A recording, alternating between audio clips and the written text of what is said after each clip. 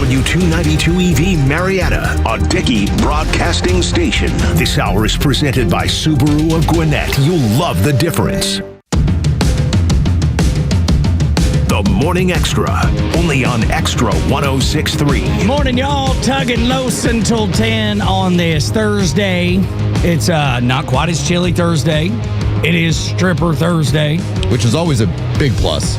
It's when you know you've nearly made it to the weekend. You're just up around the bend. It's right over there. You can look at it. Can't touch it. That's why. Touch it. I was just curious. Which is going to go over beautifully when you start offering that on the Carolinas on your on your country shows. They're going to get that today. They're going to go, what? They're going to do what? They hit you with a do what? Huh? That's what my daddy would say. Do what, man? Going to get a call from the programming director. This is genius. Either that or you're fired. Yes. It could I give it a 10. That's right. A 10. How many? 10. I need a big 10. 41 degrees outside. So, yes. Monday was like 27. So, we've just slightly increased.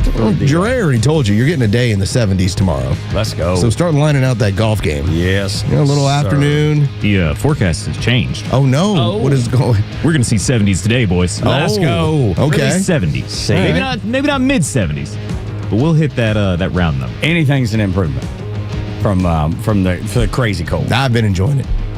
That's fine. Yeah, I'm good. I'm good here. You like the cold? Yeah, it's fun. Yeah. I should have been born on the equator. I walked out yesterday, even when it's, I don't know, well, I left about 12:30 yesterday, and after recording with the Warrior Alliance, which went really well, always fun to do those podcasts. Have they apologized to me yet? Oh, I suppose not. I haven't gotten one. Well, did they send it in a email or anything? I haven't gotten anything yet. We'll see what happens. I mean, they're just downstairs. Yeah, you would think it'd be easy, right? You'd think they eased up here. I mean, you did try to steal a coin from a veteran. I did not. At a Veterans Day event. I did not. For those of you who missed it, Tug, when we were at our Veterans really my Day fault, golf tournament, I should apologize to you. the Tug was not around. They were looking to give him a challenge coin. My boss said, well, why don't you just give it to Los? So he's here, and now I'm in an awkward moment of, do I accept this on behalf of Tug? I will give it to him. Rocking a hard place. And they told me, no. Yes. No, we will not give it to him. That's terrible. I'm sorry. So I had to about face That's right. right back over to hide over in the autograph area. I was to blame. But I'm waiting. Listen, this door is always open. Yeah, that's right. The email's always good. Just say, hey, listen, I'm sorry. My bad. I didn't mean to do that. Like, I understand that maybe you got a little bit amped up. You were out over your skis a little bit. You were speaking in public. You got a little bit nervous. You decide to pop off at your boy Los. Yeah. But just know, I do not forgive and I do not forget. Well, there you go. Well, I might forgive. Yeah. But I do not forget. Do not forget. See, I'm the same way, man. I always forgive. Because forgiveness is on that actually releases you from it. When you forgive, never forget. I'm with you on the never forget thing. Not going to forget.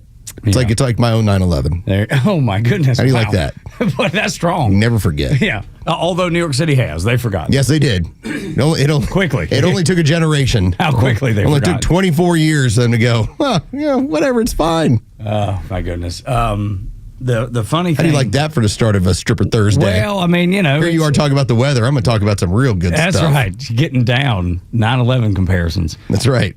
Either of y'all go step outside last night or the night before, check out the Northern Lights at all? I've not. I keep seeing the pictures. I've seen pictures, but yeah. By the time I'm home, so cool. I just want to get my dog in and out. Yeah. Like, go outside. Go use the restroom. Get back in here. That's the extent of my outside activity. Our dog has been waking up at 2 a.m. the last 4 days.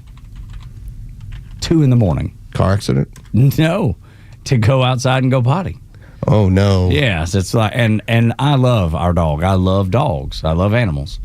But I have wanted to strangle him. I am for not 4 days now. I am not going to say that it's going down the road of what the Atlanta Falcons did to one of your dogs. Oh well, yeah. But yeah, I just know that when my old dog started to get me up at that hour, you knew you were in you're in a geriatric mode.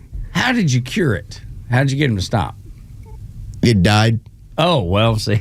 Well, we got a little ways. That'll to do go. it. That's a sure. If you're looking for solutions, That's a sure thing. Rocking in Atlanta had tattletales. No, my old dog, Harry, he started to act like an old man dog. Yeah, where it limps around a little bit. And then it was like Stiff 1 o'clock in the morning, 4 o'clock in the morning, and that was. But the issue that was going on as he got older, he needed to drink more water. From what the vet said, his kidney function, that was part of what he was doing when he was an older dog. Flushing it and out. So he couldn't hold it overnight anymore. Cash is not even 5. So I'm not sure what the problem with this dog is. I know it makes me angry when my wife feeds him from the table because I feel like some of the food may be messing with his tummy and he has to go outside at 2 or 3 in the morning. Yeah, that's entire possibility. the poor animal. Yeah. So that's But I hope he doesn't die like Harry did. no. Because Harry, that dog was 15 and 95 pounds of looking fury. He was a great dog. How did he pass? Just old age? Just old age. Oh, okay. Why? Well, that's the best way to go, ain't it? Yeah. Maybe.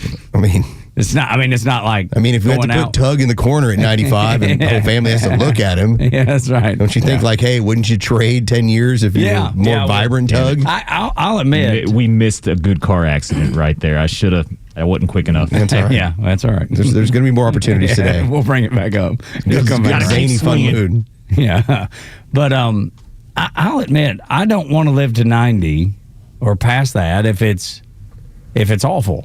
You know what I mean? If you. The equation in my mind is when do I become a burden? Because Yes. I don't want to be a burden for very long, if any. That's exactly right, dude. I'm right there with you. I don't want. It's funny because we had this discussion with my son, and my wife was just being playful, saying, well, one day you're going to put me in a home. And he's like, it stopped him. He's like, Mom, I would never do that to you. And Instead, we keep Mama in the corner. You put clothes on her, or hang clothes in front of her so nobody sees her. and just here's my coat. Put it on Mama's shoulder so Mama can hold it for the time being. But that opened up a bigger discussion for Laura and I. We're like, I don't want to be a burden on him. I don't want to be a burden on his family. Yeah, I don't want to be that. And so we've both come to that agreement that whatever happens, when it becomes a burden, we put each other where each other needs to be. Viking funeral. Yes, if you need be. Yes, Okay. Float it off, set it on Float it fire. off. There you go. Set it on Thelma fire. and Louise, this thing. That's right. That's just off go- the cliff. yeah, off the cliff Yeah, together. there we go. Yeah. You just hold hands and I love head you, off baby. in a convertible. But I want the Dixie horn. If I'm going off the ramp. And we need a General Lee. Yeah, put him in a General Lee. It'd be a waste of a good classic car. We can paint one up, though. Oh, yeah, it doesn't matter. We can get you like a Dodge Neon or something. Yeah, And there's paint a it that on. thing. You guys, there's a lot of dark humor here. I'm very bothered. I can tell. I'm just with the smile. I don't know what to do about all this. With that Cheshire cat smile that you got going on there. This is what happens on Single Mom Thursdays. It is. That's right. You just as Jerry puts his hand in. No, you stop that. They're all in dental school. That's right. Veterinarians. Or well, yeah, maybe they're probably good productive citizens, all of them at some point. Yeah, sure. Don't you believe? I bet it's I've known 80-20. I've known some that have graduated back to working in the daylight hours. I feel good about 30-70. I was thinking like 30 move on to daylight hours. 404-741-1230. If you're getting off shift right now and you got big plans for the future, Or if you know one of those success stories. Yes, absolutely. Share it with me because Yeah, I've let us know. I've never known a stripper before. I've never had the pleasure of knowing. you sure about that? Well, that I knew of. Yes, I could. I guess I should go back and say that I knew. Get it out of your system. There We're not was even no in car line yet. No, we're early. Yeah, But once that starts, Mr. Tug, yeah, we'll back it off. Get it out of your system. We'll back it up. But I haven't. I've never known anybody that did anything like that. Have you? not really. Because Dre was like, I've known a few. Well, yeah. He runs in those. Well, Well, yeah. Listen, look, I used to work with Southside and Southside Steve. That's why. That makes sense now. was used to do some remotes on Sunday afternoons after the Falcons game over the Pink Pony. Made some acquaintances. that was regular. The Pink Pony for years would hire radio talent on Thursday nights and Sunday for games. Okay. Was- All right. And so Yeah. if you've been in radio long enough in Atlanta, now I was not. I mean, I was I've been here involved, 20 years. but I was not the, hey, let's make sure we have him out there. But Yeah, there's people in this building who would do the Thursday nights, and that's part of what would go on. Yeah, I just coming from the countryside, it just wasn't. It just really wasn't part They of the weren't scene. hiring us. They're like, we're not hiring the hillbillies to get out here. Good Lord, look at there. I've known girls who went from bartender over to dancing. Okay. And go the other way too. Go from dancing to Well, there you go. bartender. Okay. Working I don't know daylight anybody who's done that, but I do know there was it was a dual bachelorette party. This is probably 15 years ago. Were they getting? Yes, they were married. Okay, and they're still married. Okay, so I Kids just and all. didn't. I didn't know you're supposed to do that. But at the time, they decided this is what we're going to do. This will Okay. be fun. And we ended over at the Cheetah, which is going away. And so, in the interest of progress, selling the building is going to become a high rise for more students. So, Okay, good. Get in there while you can. And one of the people we were with, it's a coworker of my wife, she ducks over to us and goes, "Oh my God, I think I know that girl." And I was like, "What? Really?"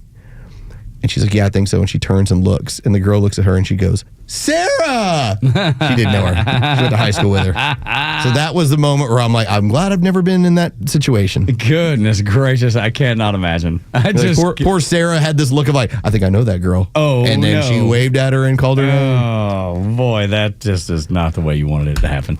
Anyway, well, from strippers to Epstein emails to government reopening, those are kind of the things that are happening. The Epstein thing, How much fun was that to watch that blow up within 30 minutes a huge eye roll. and to see if you were not paying attention because it happened, then it was gone, and now you will have the legacy media that'll be going through it. So about 6 months ago, you had the Democrats who floated this story of Donald Trump is in the Epstein files.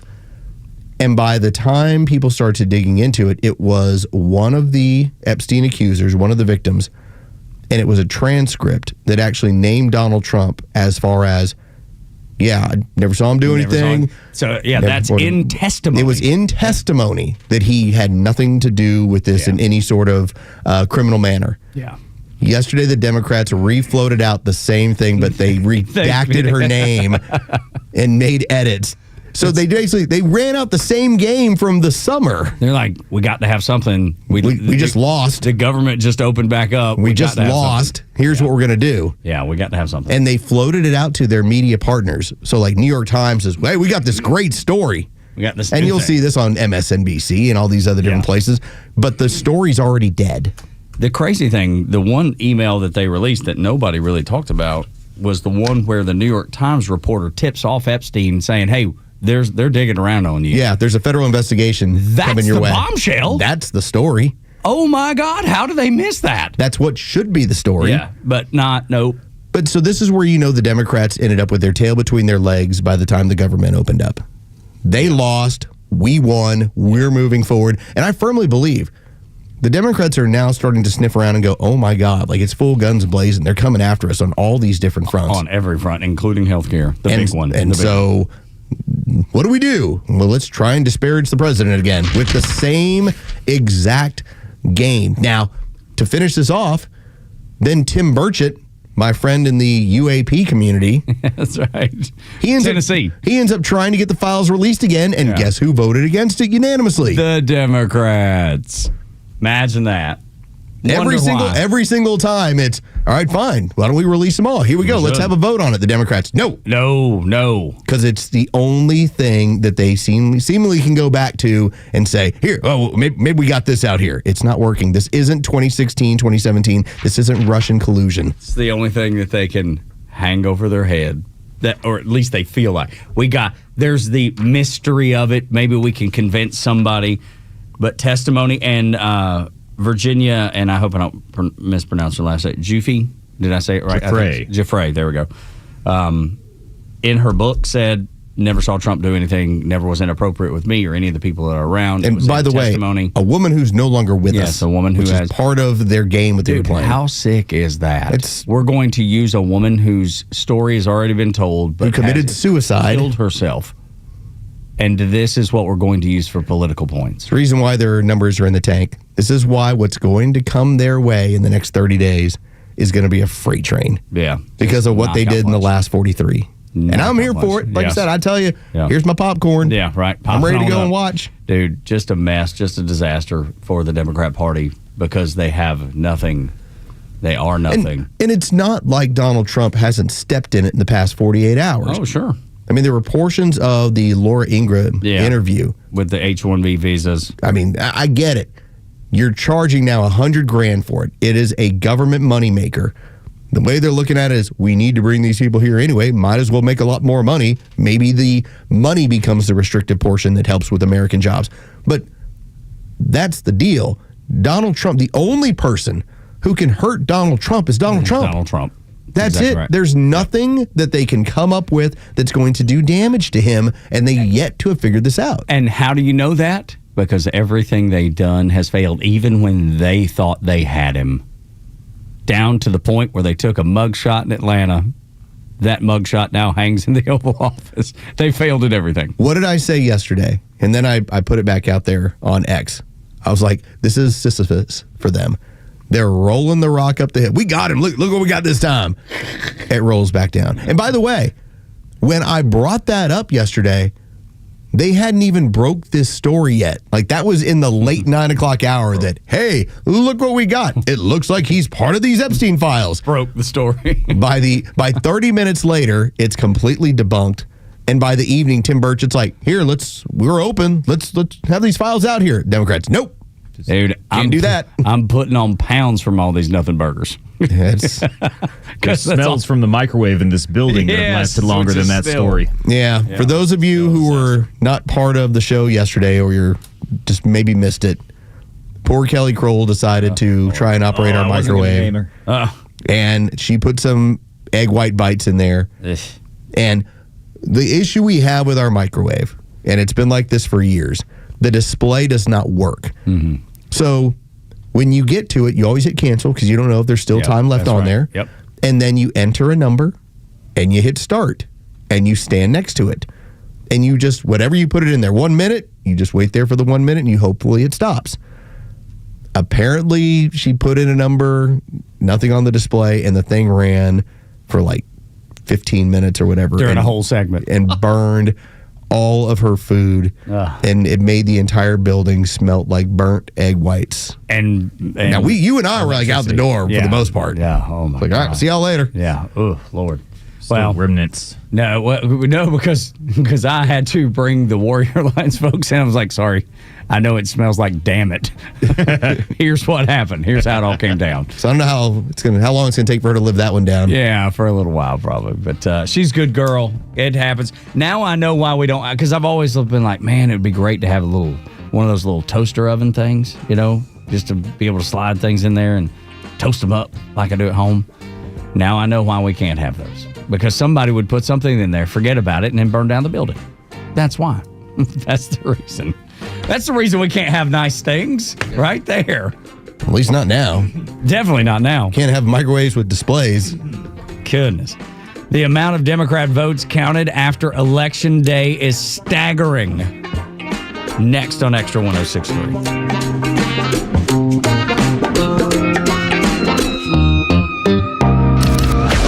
Stream Atlanta's only conservative voice anywhere you go with the Extra 106.3 app. Now equipped with Apple CarPlay. That means you'll always have Extra's crystal clear HD stream right on your dashboard no matter where you are. Download the all-new Extra 106.3 app now and start streaming.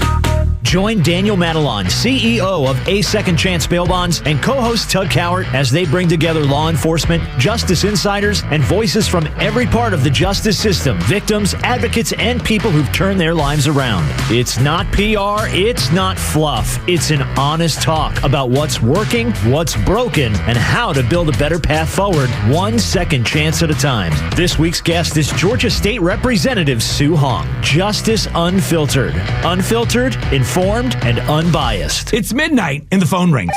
It's a loved one calling from jail. They had a little too much fun at the holiday party and got pulled over. Now what? Time to call A Second Chance Bail Bonds. A Second Chance will get your loved one home quickly. For 20 years, they've been helping folks with 12 locations across Metro Atlanta and Birmingham and are available 24/7. For fast, professional, discreet services, call 404-BAILOUT. That's 404-BAILOUT or visit atlbail.com. A Second Chance Bail Bonds. It's better to know us and not need us than need us and not know us. This is Window Nation, your source for affordable replacement windows at the highest quality. So if you've got old, drafty, sticking, or leaking windows, you need the experienced pros at Window Nation. You can pay a lot less and still get the premium windows you're dreaming of. Their custom windows are guaranteed to be a perfect fit, and they're backed by the best warranty in the industry. Go to getwindownation.com or call 866-90NATION for your free estimate. And for a limited time, get 50% off all window styles, plus pay no interest for 5 years. Hey, this is John Flading. I'm the president and owner of ATL Turf Co. We are a family-owned, operated, independent local company. We have over 15 years of artificial grass design, installation, and sales experience. From premium artificial lawns and backyards, custom putting greens, sports fields, hardscape, drainage. We do both residential and commercial. If you can dream it, we can build it. Just go to atlturfco.com to schedule an appointment. It's a passionate original and a perennial favorite. Advanced technologies inside and under the hood. Electrifying style to go with its electrically and turbo-boosted engine. It's crisp in corners, composed in the city, and a win-honed shape that's the definition of a dashing figure. Get an exceptional offer on the 2026 Mercedes-Benz CLA 250 Coupe. Just $479 per month for 36 months with $44.53 due at signing, exclusively from RBM of Atlanta in Sandy Springs. Contact RBM of Atlanta for details on this vehicle and many other models during the Mercedes-Benz Holiday Love Celebration, now through December 1st. Special lease rate available only to qualified customers exclusively from Mercedes-Benz Financial Service through RBM of Atlanta, Sandy Springs through December 1st, 2025. Excludes tax, tag, title, and Georgia lemon law fees. Contact RBM of Atlanta for details on this and other exciting offers. Visit us at rbmofatlanta.com or call us at 770-390-0700 for details. Fox on Tech.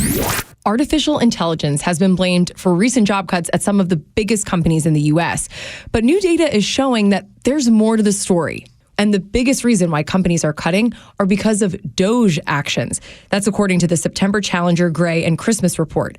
Then market and economic conditions with technological updates like AI coming in last. Some analysts also note that companies are cutting back after a rapid increase of hiring during the pandemic, particularly in tech and service industries like Amazon, who says it's going to cut 14,000 jobs, eliminating about 10% of its white-collar workforce. The company pointing to a need to be organized more leanly with fewer layers.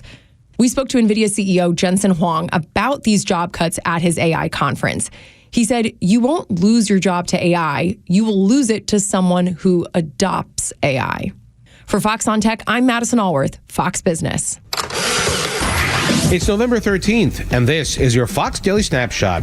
Today is World Kindness Day. It's really simple. Just be nice to one another today. Many studies show that kindness can be as infectious as the common cold, and the mere act of being nice to someone has more of a chance of that small act to be carried forward by someone else. Also on this date, in 1789, Benjamin Franklin first wrote the phrase, "Nothing can be said to be certain except death and taxes," in a letter he wrote to French physicist Jean-Baptiste Leroy. Today we paraphrase this saying into "Nothing is certain but death and taxes." And in 1956, the Supreme Court upheld the ruling of a Montgomery, Alabama court which said that racially segregated seats on buses violated the Constitution.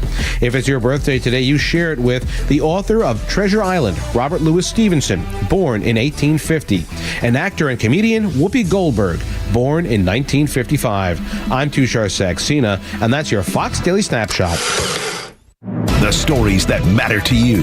These are your Georgia headlines. It's Thursday, November 13th, as the government reopens after the longest shutdown ever. Thousands of Georgia federal employees are headed back to work. SNAP recipients, over 1 million in Georgia, will resume receiving benefits. Payments are expected to be issued before the weekend. And at Hartsfield-Jackson, air travel is expected to resume normal operations, with air traffic controllers receiving back pay. Delta CEO Ed Bastian said it'll take a few days to fully return to normal operations, but he expects to be operating at regular capacity this weekend. Cherokee County Sheriff's Office announced the largest bust of methamphetamine in the county's history. Police seized 200 pounds of the drug valued at $500,000. The Sheriff's Office collaborated with state and federal partners to take down a trafficking operation with ties to El Salvador and MS-13. Arrests were made, but suspects have not yet been named. And Atlanta has been ranked among the best cities in America to celebrate Thanksgiving. The report from Wallet Hub ranked Atlanta at number 2 thanks to our weather, cost of food, and easy access to Hartsfield-Jackson. The report also notes many opportunities to volunteer and give back during the holiday season. Today's weather's sunny and warming up with a high of 70 degrees. With your headlines, I'm Jerry Payne for Extra 106.3. Morning Extra at Extra 106.3. Supreme Court looking at this whole, we're counting ballots past the election day, which makes no sense whatsoever. Why have a cutoff ever? Why just collect them through the year and into next year and say, well, look, the ballots kept coming in, so we got to change out who won the election. That's what it always seemed like to me. Like, why have a cutoff date? Why have an election date? I'll give you some data here so we can point out what's going to happen in the Supreme Court. And I hope, I say all the time about you're going to take wins and losses. If the tariff policy gets changed next spring, next summer, all right, then make it go through the House. Like, you can find a way to do it. If it gets upheld, okay, fine. Good. This is one of those that when you talk about postmarked ballots or ballots that did not get in time, that is a fight that I want to see us win. Because, for example, we can look at what happened in the state of California. State of California in the 2024 election. Do you know how many House seats ended up flipping over to the Democrats in the week and a half, the 11 days that it took to count the ballots? It was one House seat after another. I was trying to remember the number. I remember it's it like being 3 or 4 in total. I was thinking 5, but probably 3 or 4. The Democrats kept counting ballots. Yeah. You're like, hold on a second. When does it stop? It's been a week that this thing has been over. Oh, here's another. Just happened to find another. And keep in mind, too, you were missing nearly 8 million votes from Joe Biden's 81 million. So it was very important that California kept counting. Yep. So it didn't look like as crazy of an anomaly. So by the time it was over with, you had Kamala Harris getting as many votes as Barack Obama did in his first election. When she wasn't even close to that either. Not even close to that either. And so I'll give you the numbers. But it's an op, though, right? We're trying to make it look Yeah. So here's what the numbers were, and this is from C3 over on X. Presidential election ballots counted after Election Day. In 2012, 60% of them were for the Democrats. In 2016, 60% of them were for the Democrats. In 2020, that really weird election where, the one that just didn't add up. 65% were for the Democrats. This past election cycle, 55%. The Democrats have consistently outvoted Republicans on mail-in ballots after Election Day. So let's end that practice and watch how they're going to be upset about that one too. How anybody would allow that. How anybody would stand by and say, yeah, that's fine. And if the roles were reversed, it would be screaming, shouting to the top of their lungs. But it's not now because the Democrats are doing it. And they have the backing of the mainstream media. They're going to have their echo chamber saying it's just fine and this is on the up and up. And Los is right. They're going to scream bloody murder if this gets struck down by the Supreme Court, which I expect it will. Because how can anybody say that that's okay or fair? Well, the argument is going to be in front of the Supreme Court about banning mail-in ballots from being counted in multiple states if received after Election Day. Of course. So again, great. We should have an election done on the night of election. And like anything else, like were you ever, Mr. Cowart, where's your homework? I left it at home. I'll have it into you tomorrow. That's right. I'll bring it tomorrow. All right, well, it don't count. That's right. Yeah, the teacher's not going to accept that. This is the very basis of. You ever been there with your boss? Hey, where's that report? Ooh, I'll have it to you tomorrow. Yeah, I'll email it when I get home. We got a problem here. Yeah. Hey, did you close that deal at the end of the month? Yep. I'll have it into you on the 1st. Doesn't count for the month. Yeah. This is not unusual it's not in our society. Behavior. Of course not. So the deadline is the deadline. That's why it's called a deadline. So that's going to be the game. And I tell you, we're going after the Democrats on so many fronts. Birthright citizenship. We're going to have the Voting Act to see whether or not you can actually draw congressional lines by Based using on race. Yeah. You're also going to have mail-in ballots after the actual election is over. Which is nuts. And you're talking about getting rid of illegals, or talking about, Stephen Miller was talking about it, voter ID. If you have national voter ID program, okay, the Democrats are in a lot of trouble. Like, they may not win an election for 20, 25 years. Yeah, that's right, which I'm fine with. Good. You got 3 years to get it done. Let's do it. Let's do it. Let's get it done. Do not fail this mission. You cannot fail this mission. And if I believe in anybody, especially the guy that is just a machine, that is Stephen Miller. I know he's your favorite. Besant's my favorite. They go about things very differently. Yes. But they're quite effective. Miller's just in your face. Yeah. To the point, if he was on the other side, I too would probably hate him. Oh, definitely. Because he is so sharp and so smarmy that he just puts it in your face. Like Besant, I did enjoy yesterday the audio of when he basically took apart MSNBC and did it in a way where Talking about the tariffs. He starts asking them questions. Yeah. And they're like, because they were complaining about, well, you're sending money to Argentina. And as a he was bailout. Yeah, that's right. And he was like, do you realize how much money we're going to make on this deal? And then he poses and the then question. he posed the question, and the guy's like, "I'm just a guy. no idea. I'm just a guy at a news desk. Yeah, I have no idea. I'm just asking what I was told to ask. It was on the prompter. Yeah, that's right. So good. Oh, and then Besant never raised his voice. No, he doesn't have to. But that's what I'm saying. They're so different, but equally effective. Where Smarmy Miller starts putting that, and you know what? Yes, he just starts with that going. Voice, yeah, it is a little grating. This is what's going to happen. That's right. Like, pretty good, Stephen Miller. Right, absolutely. Pretty good and effective. I love it. Miller going to kill you with and just beat you to death with words. Besant is going to kill you with kindness. He'll smile at you. And then smile at you as your ship is sinking. As you're looking around going, did that really just happen? Somebody bail me out. Somebody send me somebody type something into this prompter. I have no idea what to say. So funny. I want to get to the cost of illegals and the explanation. But first, I want to play something from Kristi Noem, who just came down. And it is the roundup of illegals. This operation was called Operation Criminal Return. I call it Operation Dirtbag, because these individuals were sex offenders, but not just sex offenders. They targeted children. So sexual assault, battery, attempted homicide. These 150 individuals will be gone off of our streets. Our kids will be safer. And this partnership with Governor DeSantis in Florida is a model that we want to replicate across the country. These individuals should have never been in our country to begin with. The fact that they were sexual deviants and perverts, and now we've gotten them off of our streets, it's remarkable, and we need to do more of it. And these are the people that Democrats are fighting in every city across America to keep in this country. And it leads us to that conversation, Los, about the expense. Not only how much money did it cost us as taxpayers to go out and have to actually perform this operation she called Operation Dirtbag. How much did it cost us to have to do it when we shouldn't be in a situation where we have to do it? And then just the cost of illegals altogether. Steven Crowder went on the street.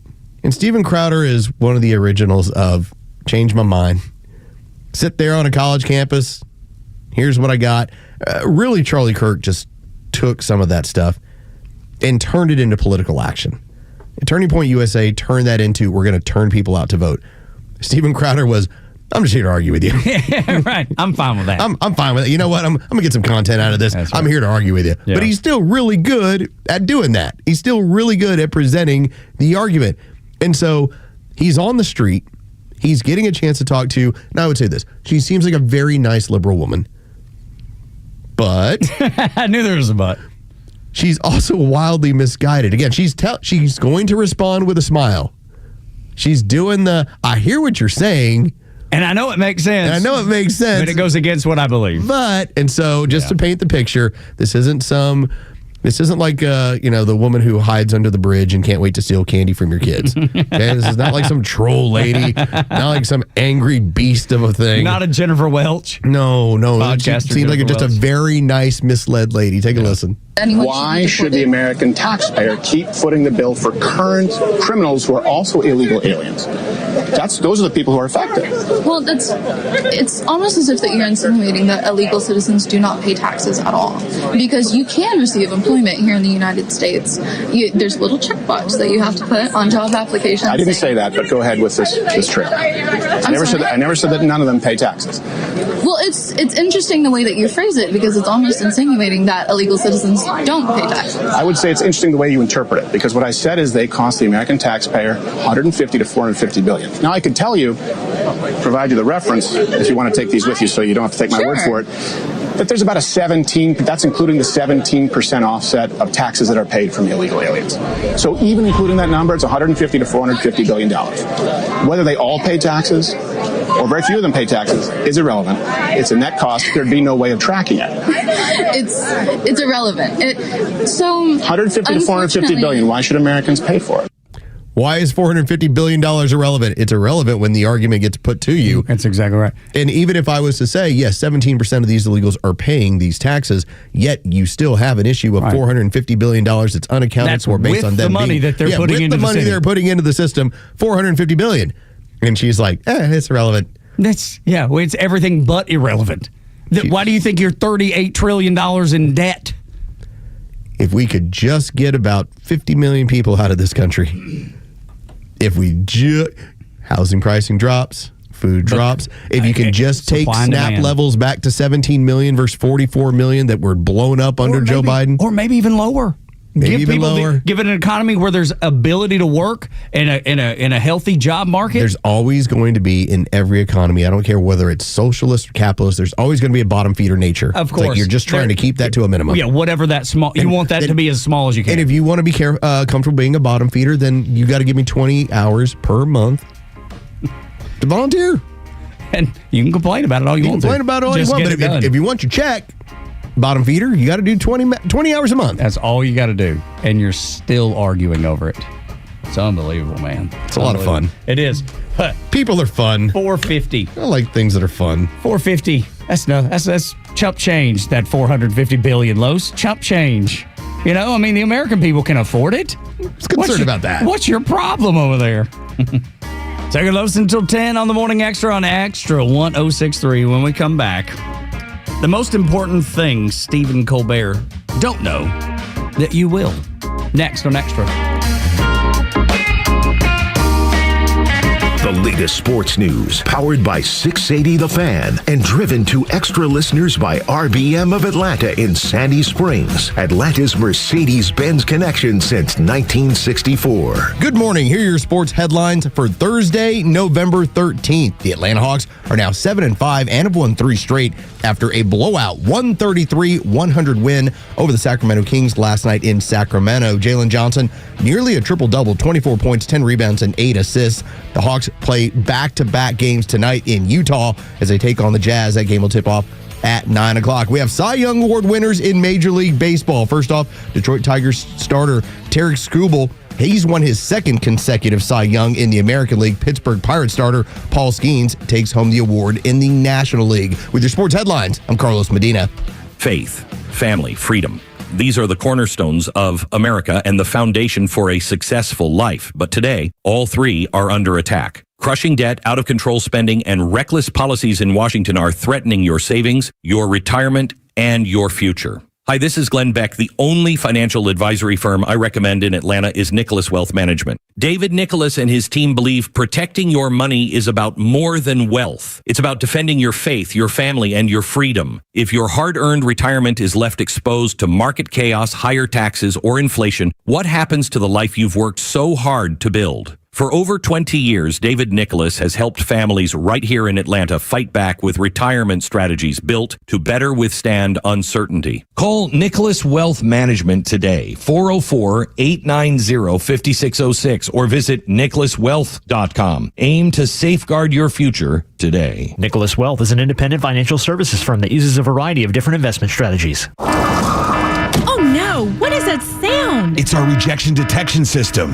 It's showing that several men across Georgia are being denied intimacy by their partners due to ED. How can this be? Well, it's more common than you think. As men age, their bodies change. And unfortunately, once they get over 50, some things don't work like they used to. So what do we do? There's only one thing to do. We need to get them to Dr. Eric Deal at Total Body Therapy of Georgia. He can fix ED problems. But how? At Total Body Therapy of Georgia, they are experts in the P-shot, testosterone replacement, regenerative therapy, and Trimex to create an erection and more. Hi, this is Dr. Eric Deal from Total Body Therapy of Georgia. Did you know that 50% of men over 50 struggle with some form of ED? Guys, it won't get better on its own. When it's not hard, it's really hard. But I can help you today. Call us at Total Body Therapy of Georgia at 404-777-1911 or learn more about us online at tbtofga.com.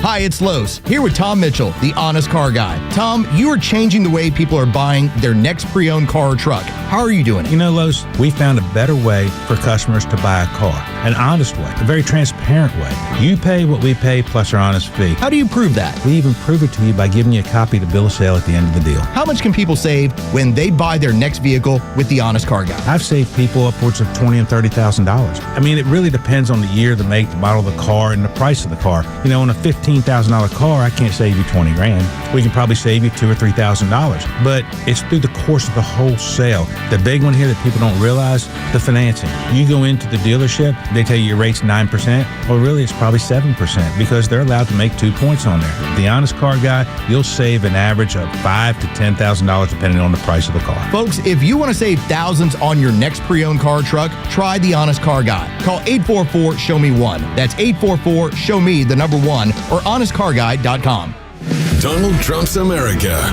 Administration officials argue the president's economic agenda is making life more affordable. President Trump has already made great progress in cleaning up the economic disaster that was created by Joe Biden. White House Press Secretary Caroline Leavitt points to rising wages, falling mortgage costs, and pricing agreements with drug companies. All of these pro-Trump policies are working, and they will continue to work. But coming out of the government shutdown, a growing number of Americans are dissatisfied. A new Associated Press poll finds just 33% of American adults approve of President Trump's handling of the economy, and just 34% approve of the president's job on health care.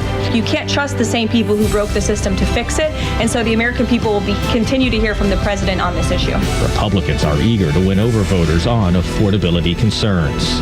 At the White House, Jared Halpern, Fox News. Attention Warriors, are you a veteran ready to navigate to success after service? Tune in to the Warrior Alliance Network. Join us as we spotlight inspiring stories, provide essential resources, and connect you with a community dedicated to empowering veterans. From career advice to health and wellness tips, the Warrior Alliance Network is your go-to hub for post-service success. Tune in Saturday mornings at 11 a.m. on Xtra 106.3. Join us on the mission, the Warrior Alliance Network, where warriors thrive together. Visit us at thewarrioralliance.org for more information.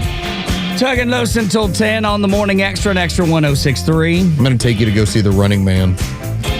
So that's the movie, because I saw the trailer for it, the one where it's the game and you have to stay alive somehow or another. Is that what it is? Yes, but it's based off The Running Man from Arnold Schwarzenegger from like 30-some years ago. Okay, I didn't realize that.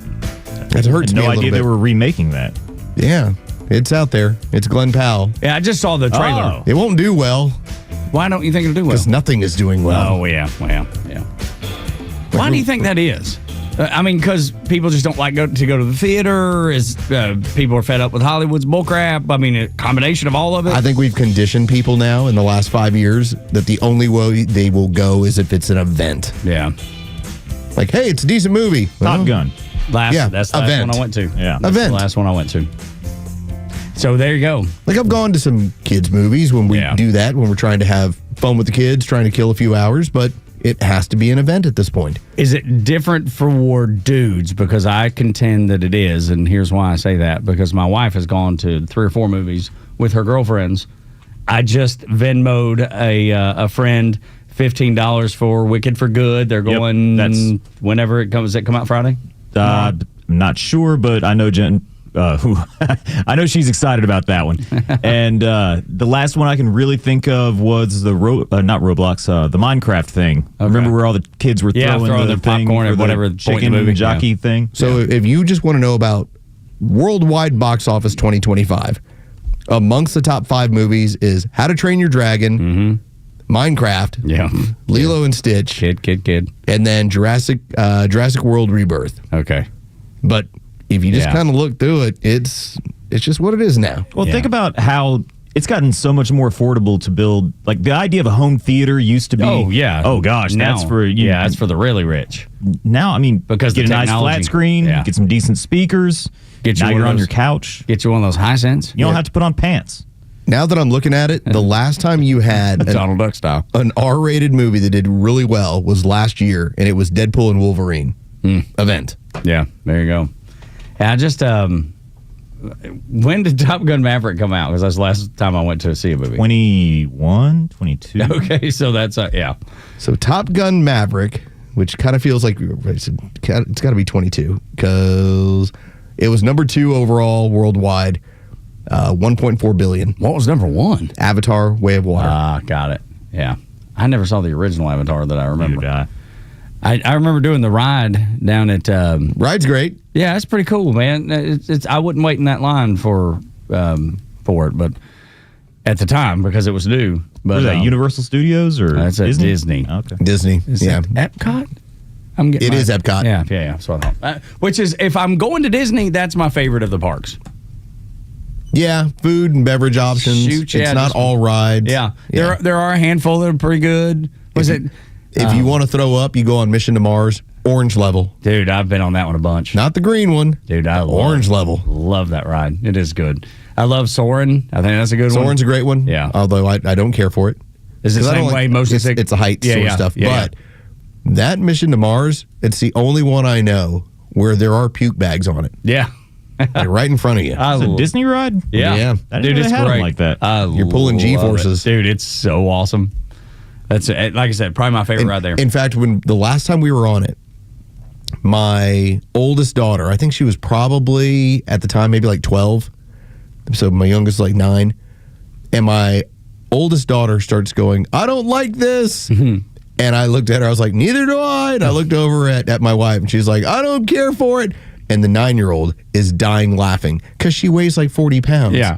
There's no pull. There's no, like, she's getting a little bit of G-force, but like her version is, now I weigh 100 pounds. Yeah. Well, the rest of us are like, Dude, I love it. It's my favorite.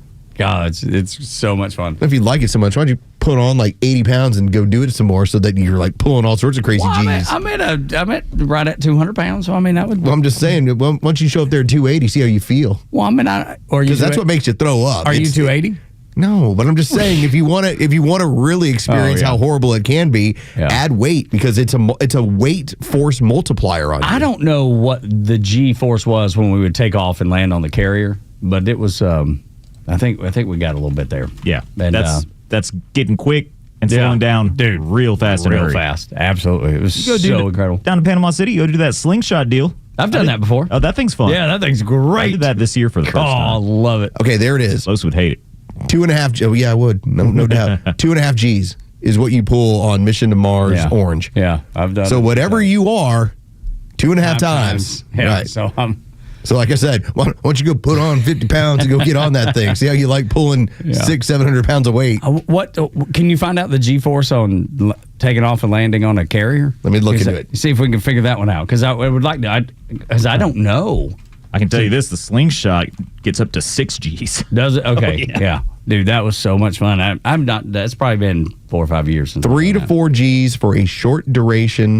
During the landing and catapult launch. Yeah, but I wonder if that's different because those are probably for fighter jets. We're on a COD, is a carrier on board delivery jet that you kind of come on and off of. Oh, I don't know if there's any difference there. Maybe not. I don't know. And again, theirs is momentary.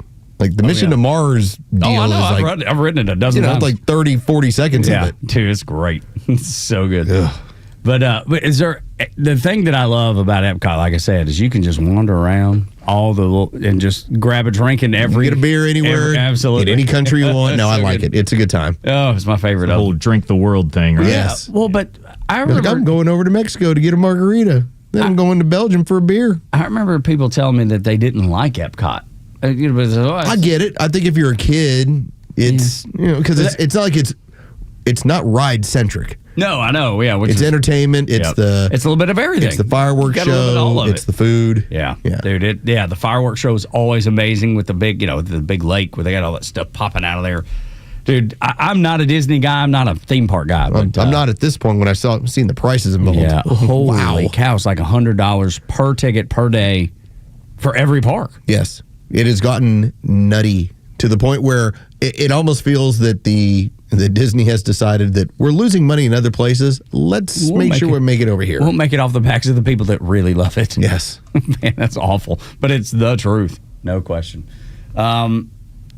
Stephen Colbert. Love this. Man, he's about to find out, Los. He's about to find out that things are not going to go to the way that he would like them to. So once it was announced that the government is going to have a deal, it's going to reopen, Stephen Colbert, he didn't see it yet. He didn't know. We told you.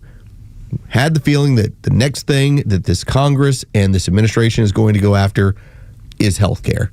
Donald Trump even floated out there. He's like, oh, we're going to get Trump care. We call it Trump care. Yes, of course. All right. We'll see what that entails. We're going to find out. So on brand. It was dropped even in the last 24 hours by members of the Senate and discussed. Tim Burchett talked about it. Tim Burchett talked about it. He's Tennessee. like, this is what they're doing. They're going after health care. They're like, you want to get that vote? The Democrats want to get the vote on the ACA? Oh, you're going to get that vote. So this is Colbert, who, again, didn't see it coming yet. This is what he thought when the government shutdown was over. So yes,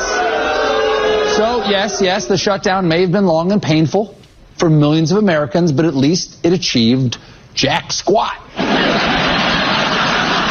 That is, and we know why Jack is squatting. But these Democratic defectors did get one concession. Senate Majority Leader John Thune promised them a vote on the ACA in December, because that's when people get down to serious work. December. No, that's when you slide stuff through. That's exactly right. He should know. What do you think's coming? Yeah. How do you think Obamacare got through the Senate the first time around? That's exactly right. But it's funny that the Democrats, they're mad they were mad because the government was shut, right? They were shut down. They're mad about it.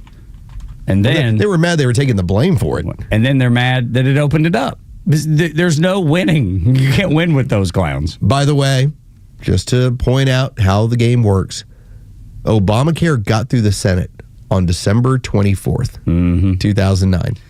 Got to pass it to find out what's in it. I believe I remember that. Trump Care. This is Tim Burchett of Tennessee. He was on Fox Business.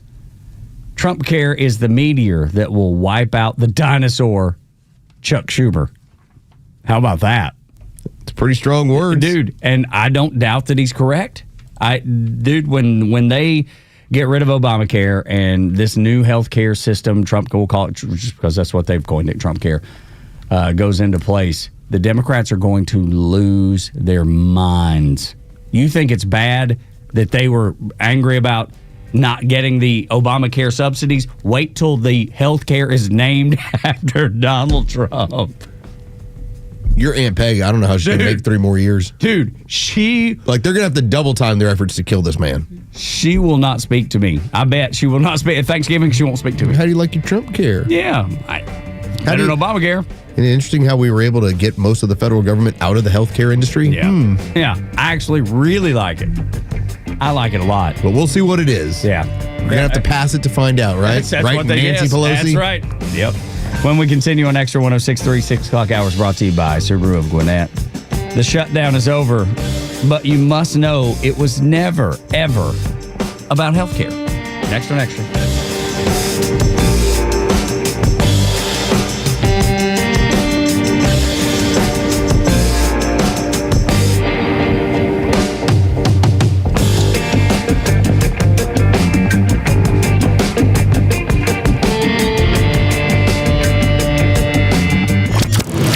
Support the advertisers and partners that share your values.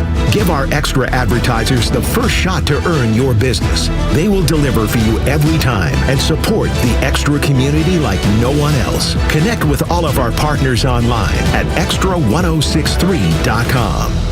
SUV shoppers get better than Black Friday savings with $7,000 off MSRP on select 2025 Ford Explorers, Ford Expeditions, and Ford Bronco Sports through November 30th at Akins Ford in Winder. Hi, this is Brad Akins, and you also get your first 2 years of regularly scheduled maintenance like oil changes and tire rotations and no additional charge. Stock number 89309, MSRP $32,990 with approved financing in your 1995 or newer trade. Dealer retains factory rebates plus government fees. See dealer for details. Visit us today at akinsford.com. Hey, it's a Kimmer. You know what time it is? Holiday season, cooler weather, perfect time to get those outdoor projects done. Stovall & Company has everything: wholesale landscaping, nursery, irrigation supplies. 11 locations, latest one in Canton. Family owned for 75 years. They've got it all. StovallInc.com. See why over 43 million drivers trust Progressive to stay protected on the road. See for yourself at Progressive.com. Fox 2. I'm Michelle Polino on Paramount Plus. My Nightmare Stalker, the Eva LaRue story, is a 2-part docuseries. Dearest Eva. That tells the harrowing true story of the actress and her daughter who endured 12 years of terror at the hands of a relentless stalker. Coming back for a 4th season on HBO Max, Beat Bobby Flay, Holiday Throwdown, the Food Network holiday cooking competition series in which host Flay takes on challenges from some of his celebrity chef pals. On Hulu, Season 3 of The Secret Lives of Mormon Wives, the hit reality series about a collective of Mormon moms / social media influencers. Why are you here? Did you kill her? And on Netflix, The Beast in Me, a limited drama series starring Claire Danes as a traumatized writer who becomes fascinated with her new neighbor, a former real estate mogul suspected of killing his wife. That's Fox Tube on Fox News. This is House Call for Health, a setback for Canada in efforts to eradicate measles. The highly infectious disease had been considered eliminated in the country, but that's no longer the case. Health officials say there have been more than 5,000 cases of measles in Canada in the past 12 months, in part as vaccination rates in North and South America have fallen. 2 babies died from the disease. Canada has now officially lost its status as having eliminated measles, which had been considered wiped out since 1998 in Canada. Measles usually begins with a high fever, also causing a rash on the face and neck. The World Health Organization says while most people who come down with the illness recover, it is one of the leading causes of death among young children. And there can be serious complications, including blindness and swelling of the brain, which are more common in young kids and adults over age 30. For more health news, go to foxnewshealth.com. House Call for Health, I'm Lisa Brady. Fox News. This is WFOM and W292EV Marietta, a Dickey Broadcasting Station. Locally owned and heard throughout Georgia on the Extra app. This is a Fox News alert. The government is back open. I'm Dave Anthony. Right after the House joined the Senate approving funding for the government, President Trump signed it last night, ending the longest ever shutdown. He blames Democrats for. We're sending a clear message that we will never give in to extortion, because that's what it was. The bill funds the government through January 30th and SNAP food assistance through September.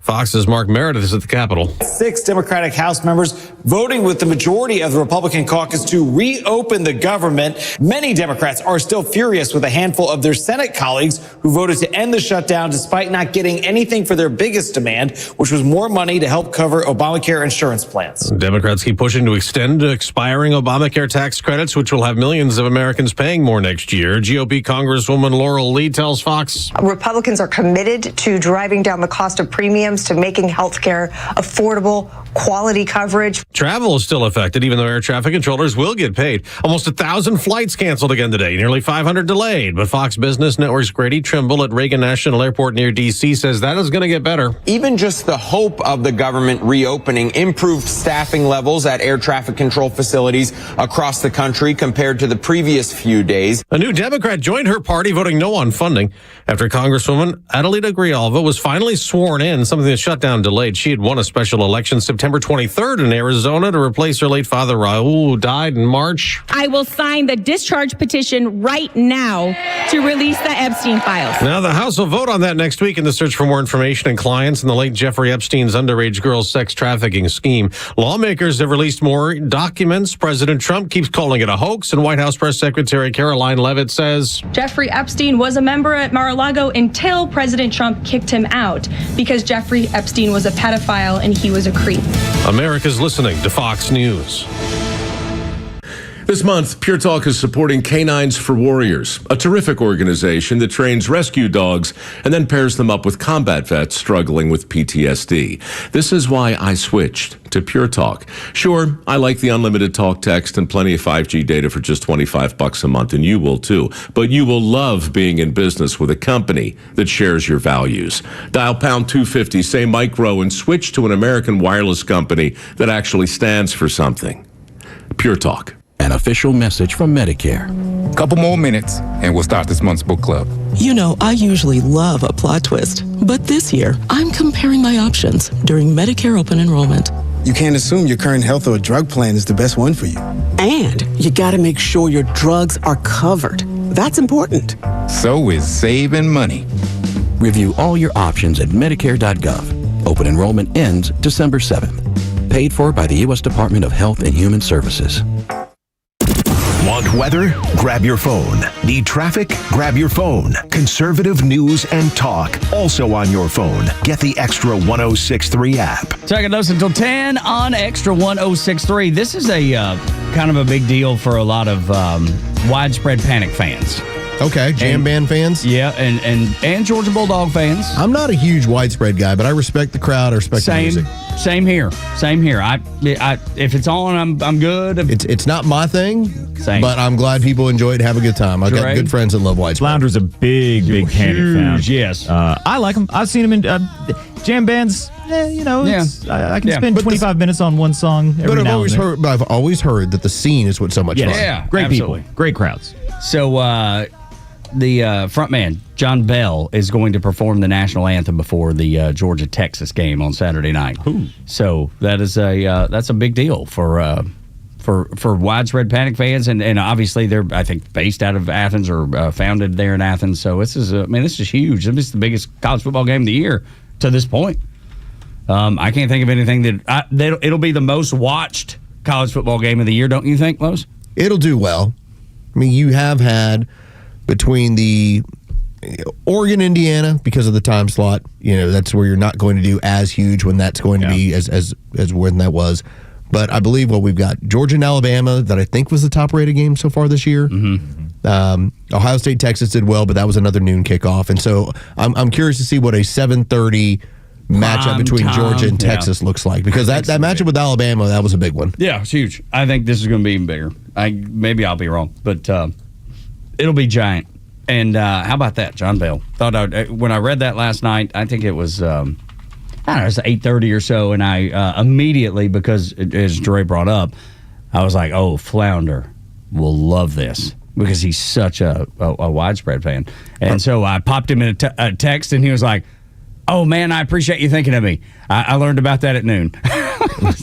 He's so plugged into that. I have your numbers.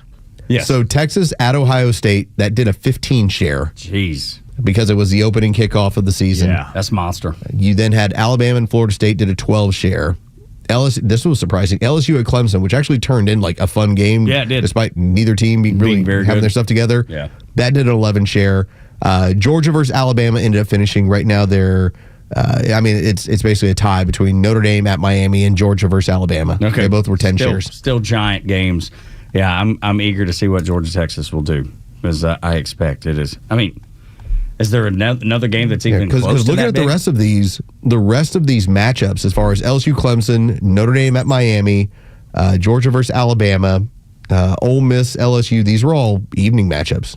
USC Notre Dame almost did an 8 share. Wow. So we'll see what we get. Man. We'll see what we get. Big time.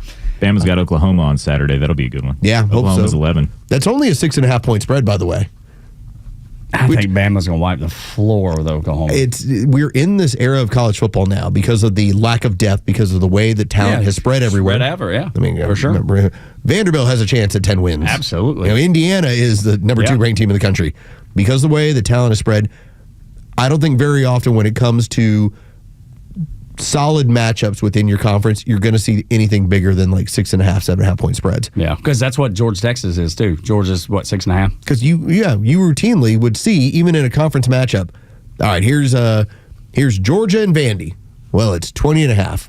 Yeah. I don't think we're going to see much of that much anymore. Did the people in Vegas, do you suppose they love this even more because it creates tougher wins? Well, all they want is betting on each side. Yeah. So that's the whole idea, is that line just has to be where half the people are going to win, half are going to lose, and we'll make our money either way. Yeah. The only time you're ever in trouble is when you set a soft line and everyone's like, oh, that's a gimme. That's too easy. And 85% of the betting public wins. That's the only thing they do not want. Yeah, got to avoid that for sure. I get it. The government, Donald Trump obviously signing the House or the bill to open up the government that passed through the House last night. With my signature, the federal government will now resume normal operation, and my administration and partner for 2 months in Congress exactly work to lower the cost of living, restore public safety, and make America affordable again for all Americans. That's exactly right. If you recall, I asked. Was it Dr. Rich McCormick directly? I was like, we're not going to do that. We're just redo this here. At the time, I thought it was going to be late December. Now it's going to be January. I think it was so damning for the Democrats and what it's done to the power structure of their organization. Chuck Schumer is now having to fight on all sorts of sides. And you now have the wolves are at the door. This thing, I don't think we'll see another shutdown January 30th, the way that this funding bill is going to go. I think that you'll get another resolution that'll take you through the remainder of the year. I don't believe they want to go down this road again of empowering Donald Trump to be able to do more things to their side. But that's a very logical way of thinking. They're not logical. I guess I get it at the time. I just didn't expect 40-some days. Oh, no, nor did I. Nor did anybody. I figured, and you know what it is? It's, you ever seen somebody where they know they're going to get their butt kicked, but they have to go ahead and get the fight? Oh, it's like when Citadel showed up at Ole Miss this past weekend. You know you're going to get your butt kicked, but you got to be here for the fight. There's a check involved. 49-0. There's a big check involved. Yes, that's right. Like, you know what's going to happen. And it turned into Chuck Schumer playing to the, well, they don't think, as far as their constituency, that we're fighting hard enough. So let's fight hard for a week. Well, a week's not long enough. All right, well, let's fight hard for 10 days. Well, that's not really working. All right, let's go 2 weeks. Yeah, granted, as we talked about. Which was where those moderate Democrats were ready to step off the bus. Let's get out of this thing. But Schumer says no. Schumer says no. So the longer it goes, then the target starts being moved. Let's do the whole No Kings rally. That didn't work out great. What? They had 17 million people. What are you talking about? Didn't work out. We're about... J.B. Pritzker said 17 million. Yeah, 17 million. Sure. If you're lucky, 500,000. Yeah, that was like a good number. Was like 500,000 across all these players. Yeah. It's nothing. Not enough. So then it gets pushed to, well, let's get through the election. And by the time you end up settling for what you settled for, it was the same deal that was on the table 43 days ago. Nothing has changed. Nothing. And all you did was take a beating. Point to everybody that this is what you care about. Yeah. You can't do the whole I'm the big heart person anymore. So I do not believe they'll go down this road again in January. I hope you're right. Gosh. I pray that you're right. Scott Besson had said what Los and I had told you from the beginning. It was never about health care. I mean, Los gave you the numbers yesterday. Democrats don't give a rip about anything but resisting. It's the Democrats tried to stop President Trump. They couldn't stop him in the courts. They couldn't stop him with the mainstream media. So they shut down the government. And they've taken the mask off. Ezra Klein in the New York Times yesterday actually said this was never about health care. This was about President Trump and his totalitarianism. So they were willing to cost the government tens of billions of dollars. The economy was in a great place, 3.8% growth last quarter, tracking very well this time. I think we're going to accelerate into 2026, but they've caused a hiccup here. A hiccup. That's exactly what it has been. Because most people, look, feel horrible for the air traffic controllers, feel horrible for anybody that struggled through it, but I don't know that most Americans struggled through it. Most Americans, at least regular folks, they don't depend on the government for that much. So he's right. It's a hiccup. Well, I want to give credit to Jure because it was something that went on once we got to like day 20-something. And Jure started telling you, watch what happens to Walmart. And he was lining out these SNAP benefits. Here's what's going to occur. This is the large amount of people. That's the hiccup we're talking about. And so you did disrupt what was going on as far as the growth and the consumer spending in our economy. On that side, right. Now, granted, that's because they stopped spending our money. Right. All right. So, yeah. But some Coca-Cola too, wasn't that another one that he mentioned? Coca-Cola taking a big hit? The percentage of Coca-Cola's profit, it's like 25% of their yearly revenue comes from SNAP benefits. SNAP benefits. It's unreal, dude. So while we're looking at it going, well, you didn't spend our money, ha-ha. Well, some companies depend on that money to be coming in. But I don't want them to depend on that money. No, I know. I'm with you. But you're still talking about when you're causing a hiccup, a ripple in the economy. I mean, the extreme is what the stupidness of COVID. Well, it shut down the economy for a few weeks or a few months. That's okay. That's a nuclear bomb. That was awful. That was stupid. But we basically went through a period where portions of our economy were artificially slowed down because the government was not functioning. Mm-hmm. Another thing that Scott Bessent said was they've taken the mask off, and that goes back to the whole big, because you said it a minute ago that the whole big-hearted thing. They can't pretend that anymore. And we played, I forget who the cut was with yesterday, talking about. Yesterday it was Ana Navarro. There you go. From CNN and Scott Jennings. Scott Jennings, there you go. And she's like, I know a lot of, the Democrats are cut from a different cloth. They care more. He's like, who kept this thing shut? Yeah, for no reason, for no gain.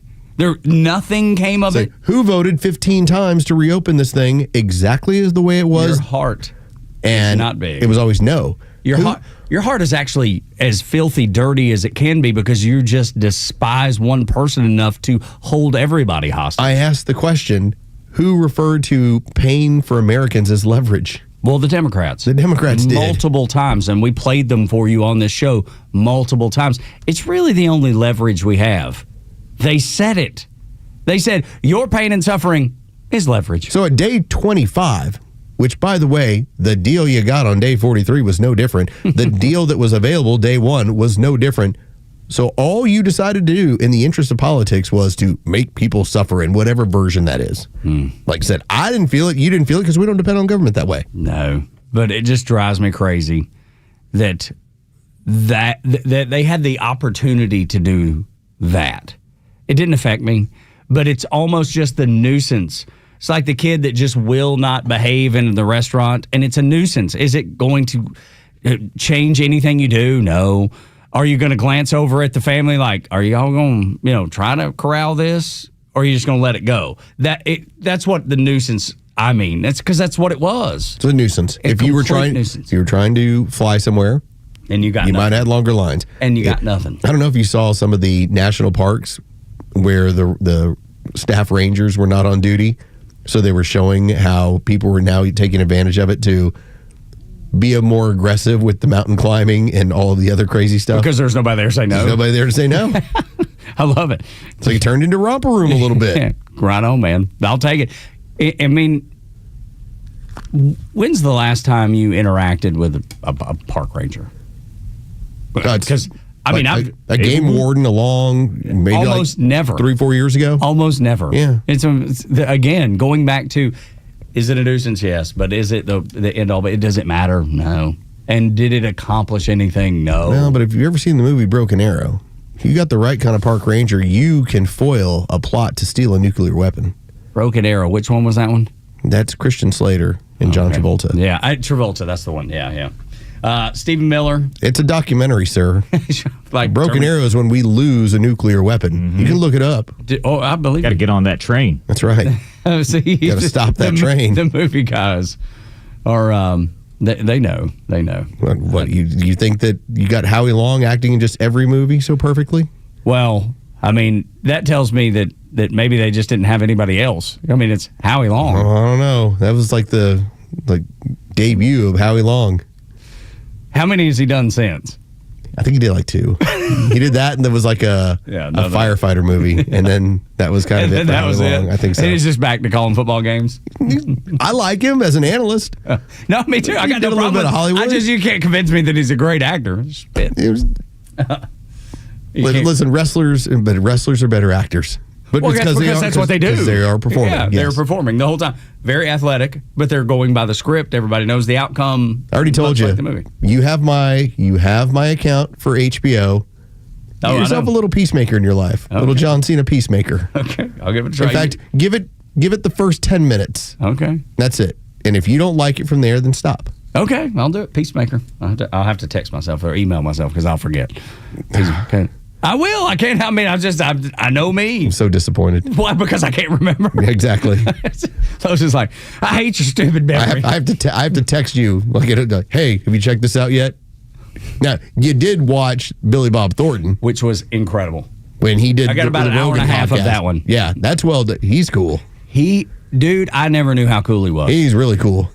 And I love the fact that he was like, who's this ugly SOB that's married to Angelina Jolie? Like he's throwing himself under the bus. I think one of the best parts he makes during that podcast is talking about how, hey man, we're supposed to be like backing each other when you're the non-conventional dude hooked up with the beautiful woman. It's like you don't hate on that guy. You're like, hey man, good for you. Nice work, dude. That gives me a chance. Absolutely, it does. There were a lot of things. I loved the fact that he talked about the way Appalachian people talk.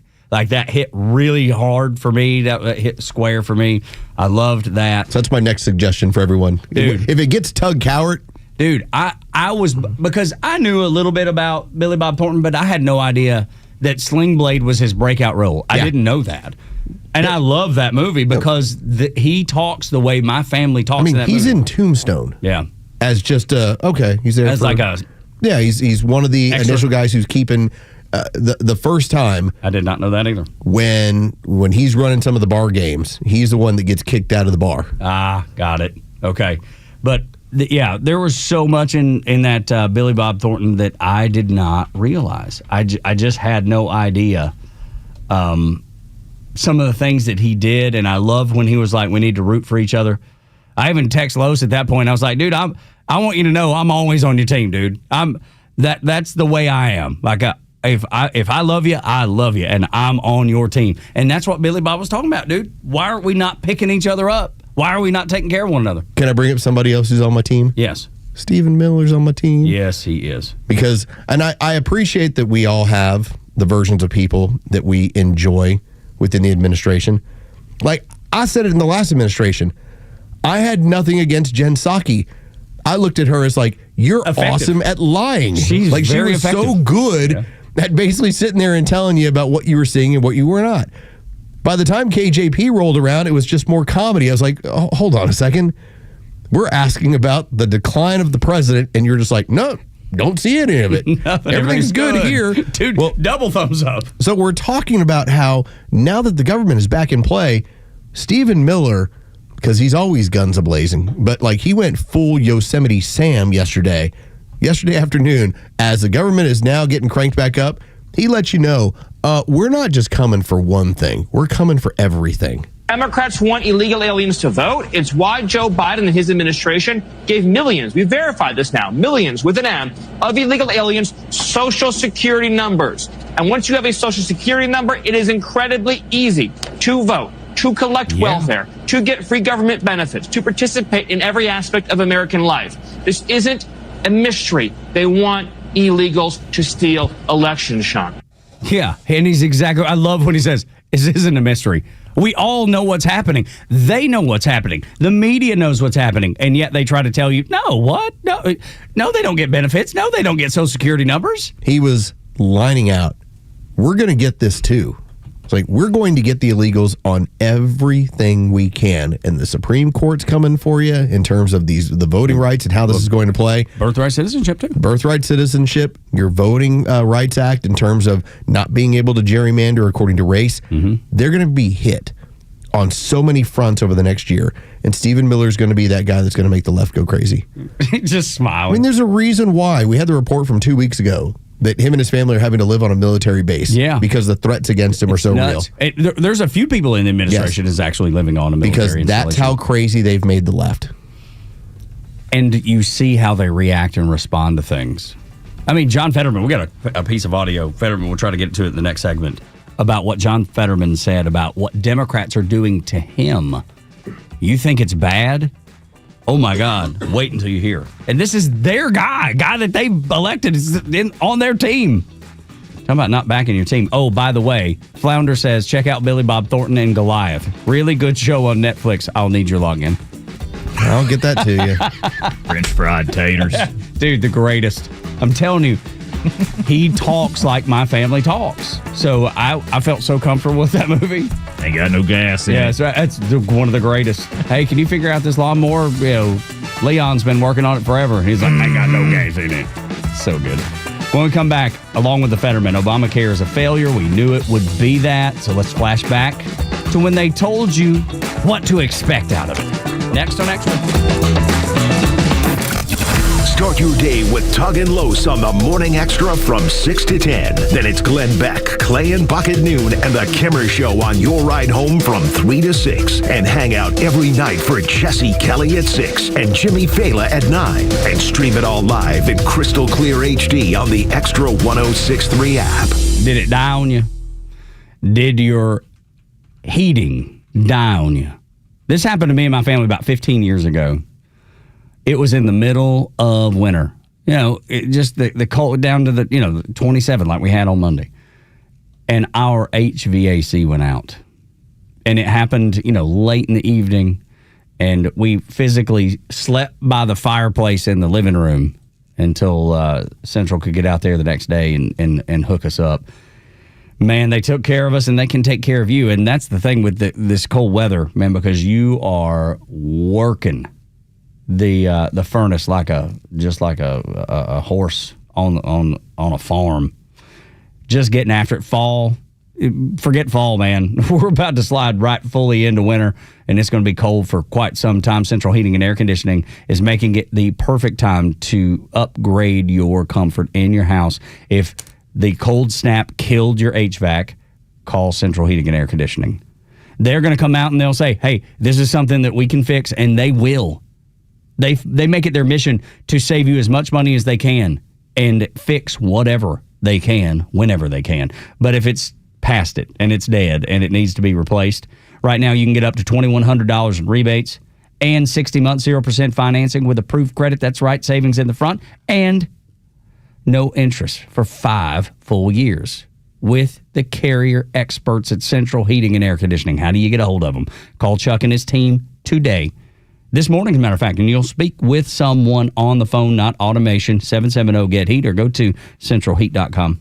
Did you know that there are over 34,000 lawyers in the state of Georgia? Yet despite that huge number, Bruce Hagen was recently named by his peers as one of the top 100 lawyers in the state. Do you know who is not among the top 100 lawyers in the state? Some clown standing on top of an 18-wheeler. Those kind of lawyers may make flashy ads, but they're just marketers, not real lawyers. If you've been injured in a car wreck, you need Bruce Hagen, a real lawyer who tries cases and wins. Call Bruce Hagen. He's the real deal for your injury case. Hagen-law.com. Hey, it's a Kimmer talking about Stovall. Yeah, I just wanted to brag on Stovall. I went up there and actually got a quote on some of their material up there, and he gave me the quotes I wanted, but he said what would work best, they don't carry, and referred me to one of their competitors. That's how good they are. And sure enough, he was right. The material he was talking about that they don't carry, it's actually going to work best for me. So I've got that on the way. It all worked out well. Makes me want to go back and buy something from them now. Folks, when it comes to landscaping supplies, start at Stovall. 11 locations around Atlanta. Online at StovallInc.com. Hi, it's Los, here with Tom Mitchell, the honest car guy. Tom, you are changing the way people are buying their next pre-owned car or truck. How are you doing it? At the Honest Car Guy, the entire process is completely transparent. You pay what we pay plus our honest fee,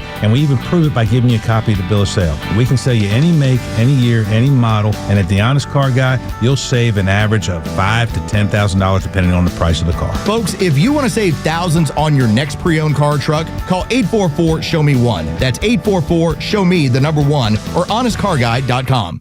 Catch Georgia Tech football for their last home game of the season in Bobby Dodd Stadium at Hyundai Field. The Jackets take on the Pitt Panthers Saturday, November 22nd, presented by Coca-Cola. The swivel, he pulls it, he runs right, he's got a lane toward the pylon, and in! Touchdown, Jackets! And he rumbles in for 6. Go to RamblinWreck.com/tickets to secure your seats today. Sting 'em. Military Matters. As the U.S. military buildup in the Caribbean continues, Venezuela's defense minister ordered the country's 200,000 soldiers to prepare for war. Colombia has halted the intelligence it will share with the U.S. This comes a day after Fox confirmed reports that the U.K. began limiting some of the intelligence it shares in the Caribbean. Both countries have concerns U.S. military strikes against 19 boats, killing 75 people, contravene international law and amount to extrajudicial killings of civilians. Secretary of State Marco Rubio said the U.S. does not need help from other countries. We have very strong partnerships with the UK and other countries. Again, nothing has changed or happened that has impeded in any way our ability to do what we're doing, nor are we asking anyone to help us with what we're doing in any realm, and that includes military. The USS Gerald R. Ford, the world's largest warship, is now in Latin American waters after being ordered by the Pentagon to leave its deployment to the Middle East ahead of schedule. For Military Matters, Jennifer Griffin, Fox News. The stories that matter to you. These are your Georgia headlines. It's Thursday, November 13th, as the government reopens after the longest shutdown ever. Thousands of Georgia federal employees are headed back to work. SNAP recipients, over 1 million in Georgia, will resume receiving benefits. Payments are expected to be issued before the weekend. And at Hartsfield-Jackson, air travel is expected to resume normal operations, with air traffic controllers receiving back pay. Delta CEO Ed Bastian said it'll take a few days to fully return to normal operations, but he expects to be operating at regular capacity this weekend. Cherokee County Sheriff's Office announced the largest bust of methamphetamine in the county's history. Police seized 200 pounds of the drug valued at $500,000. The Sheriff's Office collaborated with state and federal partners to take down a trafficking operation with ties to El Salvador and MS-13. Arrests were made, but suspects have not yet been named. And Atlanta has been ranked among the best cities in America to celebrate Thanksgiving. The report from Wallet Hub ranked Atlanta at number 2 thanks to our weather, cost of food, and easy access to Hartsfield-Jackson. The report also notes many opportunities to volunteer and give back during the holiday season. Today's weather sunny and warming up with a high of 70 degrees. With your headlines, I'm Jerry Payne for Extra 106.3. Tug and Los until 10 on Extra 106.3. Los just pulled up the scene in Tombstone. If you're listening in that last segment, he shared with everybody, you, me, and everybody, that Billy Bob Thornton has a scene in Tombstone, and I never knew that. And he pulled up the scene, and it's so good, Los. It's one of my favorite scenes in the whole movie, and one of the most iconic lines in the whole movie. It's when you find out that Wyatt Earp has come to town, and now he's going to take over the saloon. And when the barkeep tells him, this guy runs a lot of the business out of this place. He's like, all right, well, I'll deal with him. And that's the whole line of when he slaps him. The guy's like, and it's Billy Bob Thornton. He's like, you better stop, sir. He tells him, we can do something. You can stand there and bleed. Stand there and bleed. That's the end of that. You can do something. You can stand there and bleed. Dude, skin that smoke wagon. Dude, so good. That movie is so incredible. So it's many good one lines. of the dude. It is full. I'm your Huckleberry. And then the other line that's so funny from that, because it kind of finishes out, the small character arc for Billy Bob Thornton is when he comes back out on the street and he's got the shotgun. Yeah. And Doc Holliday sees him. He's like, "Oh, Johnny, I forgot you were there." And they take the shotgun from him, send him home. Yes. You may leave. You may leave now. Yeah. There's so many great lines. There's so many just such vivid characters. I've seen that thing 40 times. I bet I have too. I got 2 guns. One for both of you. When you're so drunk, you're probably seeing double. I've got 2 guns, one for each of you. That's right. And the way he speaks, it's so glorious. Every scene, Val Kilmer steals every one of them in that movie. He overshadows everybody in that movie. And it's not even close. And then there's just I had forgotten Billy Bob was in there, but like there's so many other good performances in that film. Dude, such a great movie. It is. And I'm kind of are you into westerns at all? Yeah, I mean, I love them when they're on. Yeah, kind of a sucker for like a really good western. I think that's a dude thing, don't you? Because my daddy was, my grandpa was. My dad still watches Gunsmoke every single day. No kidding. He told me, he was like, we went down to spring training one night, and we're winding down for the evening. He was like, Daddy was watching Gunsmoke. I was like, okay, perfect. Well, like I do like the remake of Magnificent Seven. Yes, like love that movie. But the one that I can only watch it if I'm really in the mood is Unforgiven. So because that movie is dark, and the way it finishes dark, and it's. I love the view of it that it ended the idea of the lovely Western. Yeah.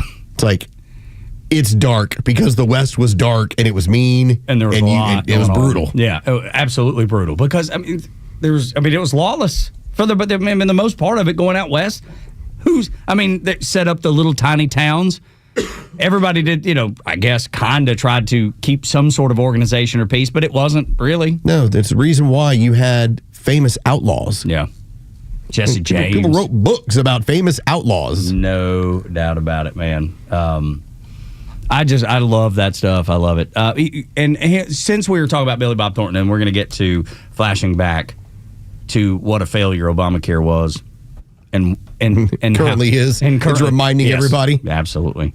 Because we started on Billy Bob Thornton, how dark but yet innocent and sweet that Sling Blade is. The movie, the story's dark, but there's such an innocence to the character and the little boy that Billy Bob, Carl befriends, and how he defends him to death. I mean, it is unbelievable. That name, I can't even look at it as Carl because it's not even Carl, it's Carl. Yeah, that's right.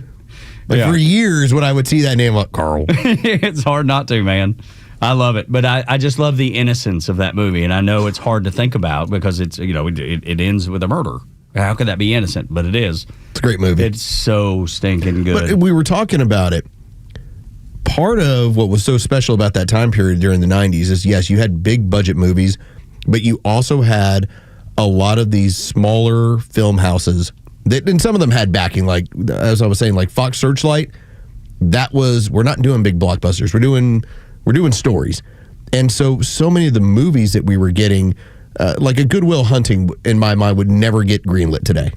Even though it's one of the most incredible movies of all time. But during that time period, you had a lot of those low-budget story films, and those were what was getting just the right financial backing and would find just the right actor who wanted to do that sort of piece. And so you got so many of these classics during the 90s because it was a different time period. Now, I don't believe you can make story movies like that.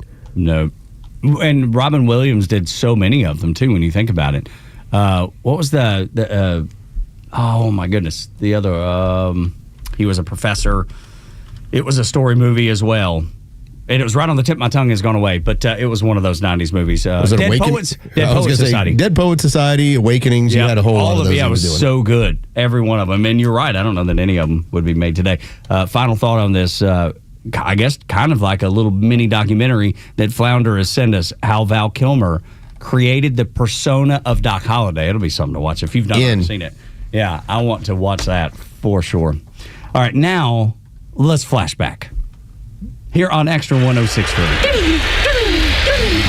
Oh, the year is 2014, Tug.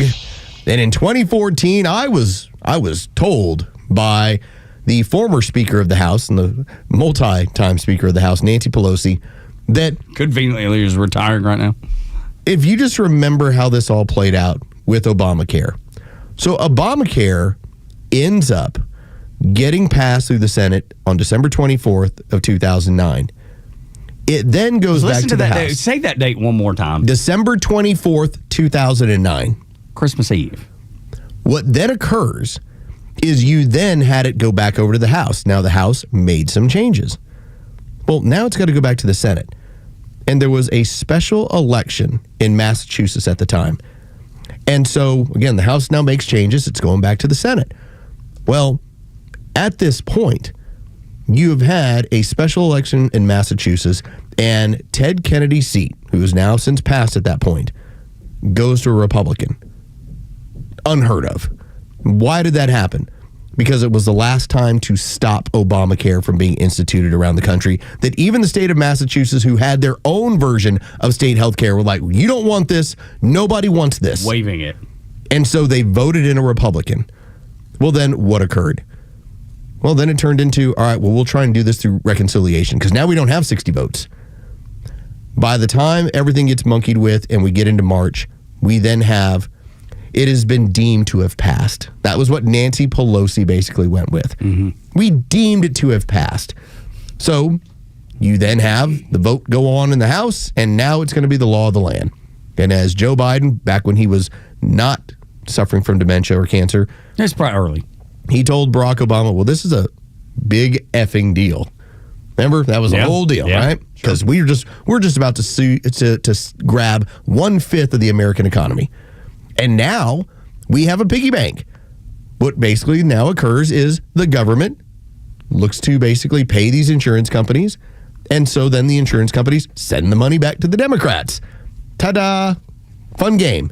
Big effing deal. Big effing deal. Huge effing deal. So when Obamacare was largely, it wasn't popular even during the time period it was getting passed.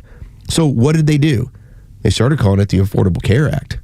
Because the push was, okay, Obamacare is not popular. It's not working. His numbers aren't good enough. This is going to be a problem here. We're not going to be able to get this passed. In the same way, you can't probably call it Trump Care. They decided, let's call it Affordable Care Act.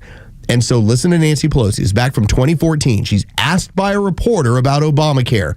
Listen to how they change it and think about it. When you open up your envelope or your computer and you see what you're going to be paying this year with the 30 to 40% increases, listen to Nancy Pelosi and see how she tried to lie to you. Could I just ask, in the current environment in a swing district, is Obamacare a winner or a loser politically? Well, you have to ask a member, but I believe that it's a winner. And by the way, it's called the Affordable Care Act. It's called the Affordable Care Act. Get it right. I know you didn't intend any compliment or derogatory, but it's called the Affordable Care Act. And the Affordable Care Act, when people know what it is and see what it means to them. And that's the case we have to make. We're grown-ups. When Franklin Roosevelt put out, when they moved forward with Social Security, he said, I'm so convinced about this, now make me do it. Everybody has to spread the word as to what this is. As the president said yesterday, change is hard. It always is. It's a winner. First of all, I was only reflecting that the president himself has used that. And I tell him the same thing I told him. Affordable. Affordable. There's a reason. Affordable. Affordable. Affordable. Affordable. Affordable. The reason they changed the name of it is because they wanted to get away, their opponents, from the word affordable. And that's why I'm patient with some of these comments. Whatever it is, it's infinitely more affordable than the path that we're on. I believe she says it 14 times in a 90-second span. Yeah. And I didn't even start counting, and I got 9, and that's when she starts just laying it out to emphasize. And by then, she said it 9 times in the last, 20 seconds. It's a messaging game. And so we talked about this yesterday. This is the reason why you have the Democrats and everyone else who is involved in Obamacare that are so upset. Because early on, while Tug and I were having money taken out of our paychecks as part of our health care plans, the Obamacare recipient was actually sitting back and going like, I'm paying like great. Paying like $200. Yeah. I'm in good shape. Things are great. Well, now a lot of us are paying a pretty significant amount of our paychecks. The Obamacare people are paying much more. Yeah. All of a sudden, you get a dose of reality. Your government health care plan costs you more than our private plans. And that was never the way it was. Remember, affordable. 14 times total. It was always messaging and BS. Healthcare was expensive back in 2015. So thinking we would still want to go back and go back to just a free market system, which is why it's so important that Donald Trump makes this a free market system. There has to be the ability, like you brought up the other day, to buy across state lines, whatever it is. Let the free market work for the American people. It has never failed us. The problem that worked its way in, and we were never going to be able to get rid of it, was that once you created the scenario within the American society that your health care was now a right rather than being a benefit to you working. Well, now that changed the entirety of society. People are looking at it, where's my health care? Well, where are you working? No. And I'm 24. I'm still on my parents' plan. All right, you just hit 26. Are you working? Do you have a plan? No. But it's supposed to be provided to me. That's right. But I've been told. I mean, Obamacare, at its very fundamental, basic, it changed the entire structure of how we even hire and the amount of work that people are allowed to do. Because remember, it changed. The definition of part-time or full-time work went from 40 hours a week to 30. That's right. And that was the little poison pill to make sure, hey, you're going to have to go and provide even more health care to these people. No, companies just decided, no, you're working 29 hours. 29 hours. That's exactly right. It's the way it works. Anytime that you force something like that, people are going to rebel and find ways around it. Let's do because we didn't get a chance to hit it here. Let's do that Fetterman audio on the other side. Doubt, yeah, it's too good. John Fetterman, what he said, people are telling him, like people are saying to him, and not Republicans, by the way. He said Republicans have said some bad things, but the things that are being said to him will make you blush. Next on Extra. The latest sports news, powered by 680 The Fan, and driven to Extra listeners by RBM of Atlanta in Sandy Springs, Atlanta's Mercedes-Benz connection since 1964. Good morning. Here are your sports headlines for Thursday, November 13th. The Atlanta Hawks are now 7-5 and have won 3 straight after a blowout 133-100 win over the Sacramento Kings last night in Sacramento. Jalen Johnson, nearly a triple-double, 24 points, 10 rebounds, and 8 assists.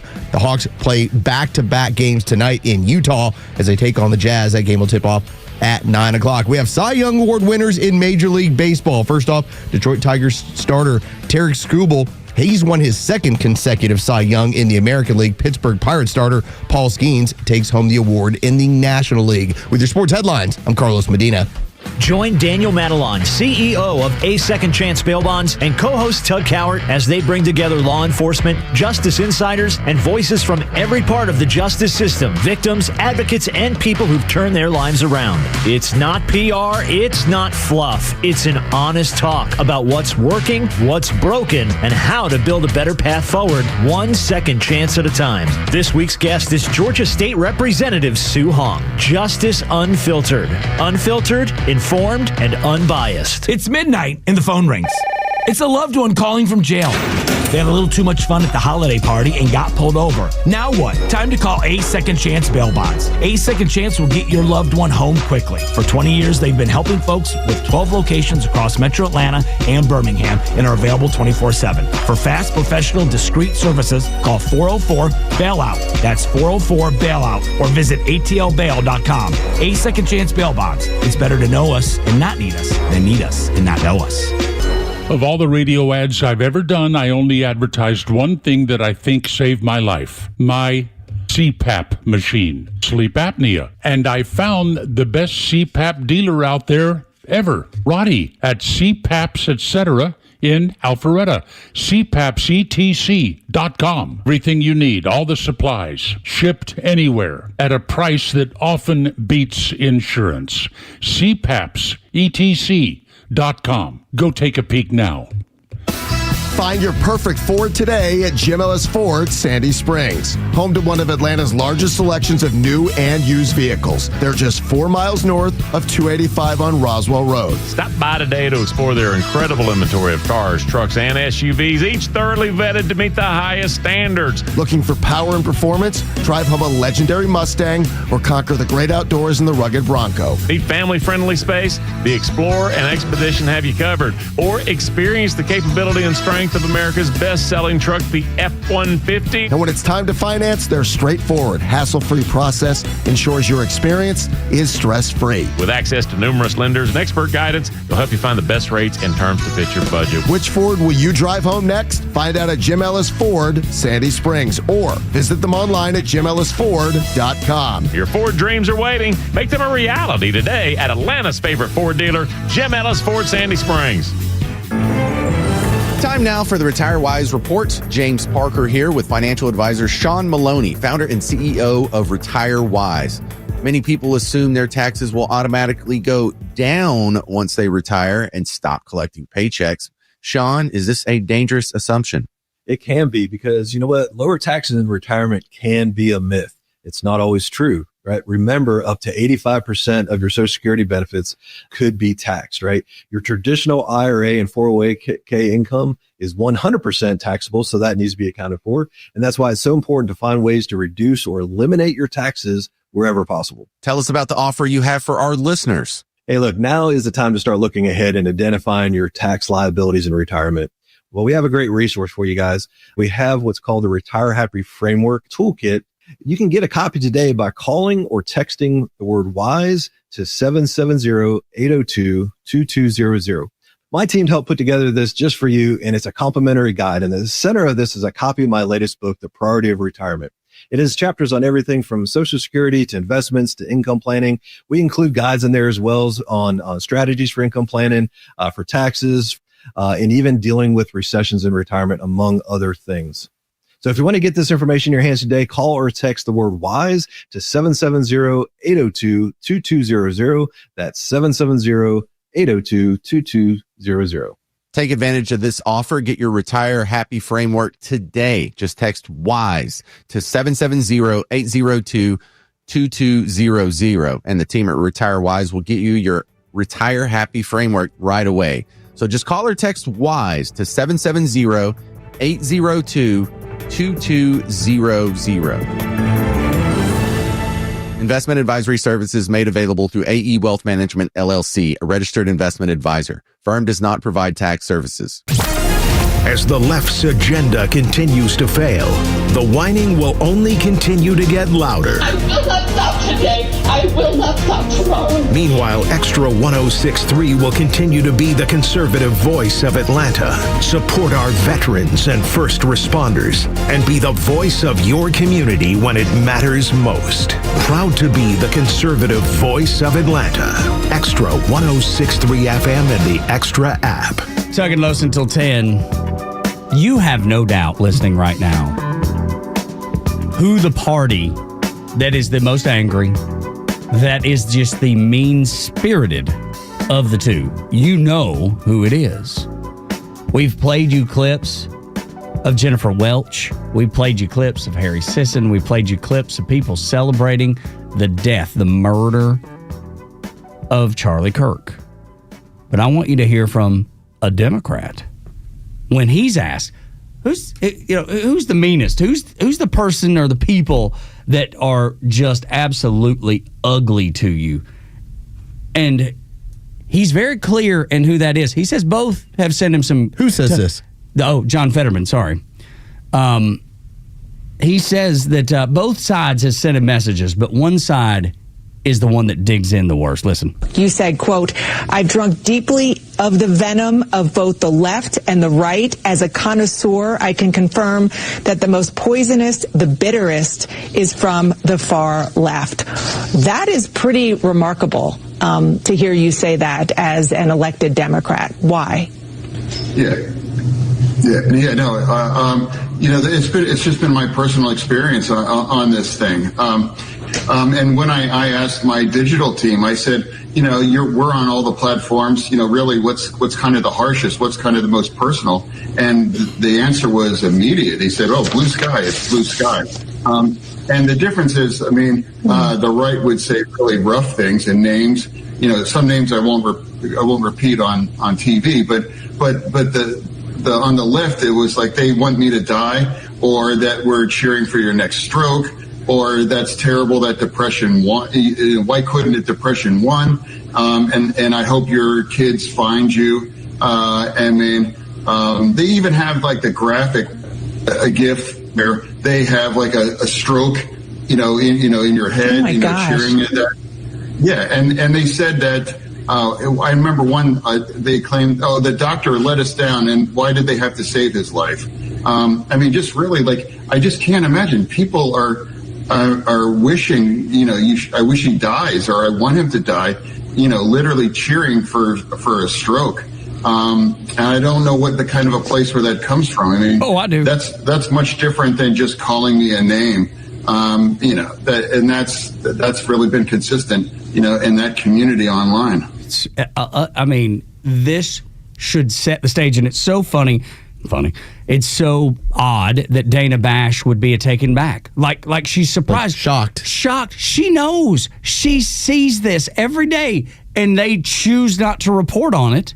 But she sees it. She knows what goes on behind the scenes and what they put on TV and what they don't with Antifa rallies and Antifa riots. This is not surprising. Die, stroke. I hope you have another stroke. I hope your kids find you. I know this is putting it extremely simply, but this is the same reason why a guy like Elon Musk decided, I can't do this anymore. He was like, these people are just cruel. They're mean. And again, this is the richest man in the world. And when you ask him, shielded from it, why did you move away politically from the left? He's like, they're just mean and ugly people. I'm not talking about beauty. We're talking about the things that they will say. Soul. Their soul. That's what it was, a simple reason. And Fetterman's telling you the exact same thing. When I look at a particular scenario with somebody I don't care for, like Jasmine Crockett, I look at it and I go, well, I'm glad that they basically redrew you out of your district. Good luck moving forward. Yeah, you're a dummy. I've never once said, I hope you die. Ever. It's never even crossed my mind, Los. No. As silly and absurd as she is, I wish her no ill will. I want her out of our government. I don't think she should be making decisions on behalf of her constituents or anybody in the United States. I'm glad I have an AOC in my life. Tug's the same way. Doug's also like, let's see them guns. But I'm like, please keep explaining how you think the modern economy works. This is good for me. Yeah. But I tell you, there is such a thing in my mind as the worthy opponent, the person who can make the argument, and then we're going to have the discussion. I enjoy that person. Like a Bill Maher. On the opposite side, oftentimes you say, well, I want something horrible to happen to you. I don't know where that, maybe it's because I grew up in church and you know. No, it's a lack of, we talk about the importance of Judeo-Christian ethics in society. The civil society, in part, hangs together because we have a belief that there's something beyond you. There's something more important. And there is a creator, a maker, a Lord, whatever you want to happen to say, that said, you deserve to have the ability to have free will and to determine where you're going to be in life. And if you believe in that, or if you can at least say, okay, I understand where that comes from certain people, then you understand how the civil society is then written together where we respect each other under the laws of the country. If you lack that very simple idea, that foundational idea, then it makes it very difficult to not see everything as my opponent needs to die. I know that seems very simple, but that's the tie that binds all this together. And I think it's even more simple, like from a kid that grew up in church like I did and go to church every Sunday. Does that make me better than anybody? No. Does that make me perfect? No. That's the reason I go, because I'm so imperfect. No. Life. But here's the other end of it. I don't go on a regular basis. I'm the worst. I'm Christmas and Easter. Mm-hmm. And yet you and I share this belief in this. That life has value. Yes. Even the life of someone that you vehemently disagree with. Yeah. Jennifer Welch is as annoying, as angry. I feel like her life has value. She has people around her that love her. She loves them. There's value in that, even though I think she's absolutely nuts. But then, and this is where your values get used against you, then you will have somebody push at you and say, well, what do you mean getting rid of people's SNAP benefits? And I will always go back and say, they're going to starve. They're going to die. First off, no, they won't. No. Second off, this is about hoping you can find that higher ceiling, that higher floor for yourself. And so, but that's not callous. But you presented that like it was going to be callous. No, but that's always going to be the argument from the other side. How can you value life yet you won't do X, Y, and Z? Yeah, you won't provide money. You won't do that. And but we already have. And what I'm telling you is that you already, as a conservative, you already know what compassion is. Yeah, you have to be mature enough to have it. Yeah, and you know what? You deal it out in a way. Sometimes that's with a hug. Sometimes that's with a hand where you're saying, hey, fix this. You got to fix yourself here. And if you've reared children, you know that. There's going to be times where you have to make a really tough decision and let them suffer for whatever they've done. Let them skin their knee. Let them scrape their elbow. I want to ask you this, because the rumors are out there. Do you think we're going to get a Fetterman party switch in the next year? Because he can afford to do it where he's in Pennsylvania. I don't know, but I'll tell you, I hope he doesn't. I think it's good to have somebody that's at least voting on the other side that actually you can talk to. I wonder what his approval is within his own state. I can look that up. I can get in that next hour. Because what about you? So answer your own question.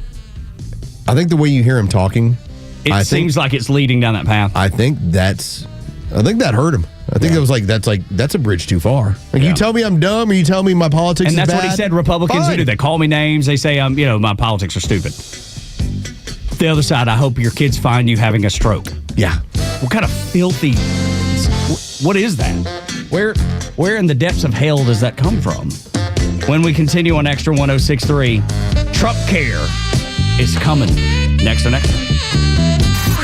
It's time for the Bortz Report, exclusively on Atlanta's only conservative news and talk station, Extra 106.3. So I know my commentaries have been a little bit strange this week. Why stop now? Here we have two commentaries melded into one. First, and I make this real short, why in the world is Donald Trump making the White House, the Oval Office, and this new ballroom look like the waiting room for a French whorehouse? All those gold plaques all over the walls, and let me tell you, I have been in his apartment in New York City, Trump Tower. It looks just like that. You sit there wondering, where are the hookers? Okay, shifting gears. And my wife read this to me yesterday morning, and I thought, wow, that would be a good commentary. She read an article about what people are going to think of you after you go tango uniform.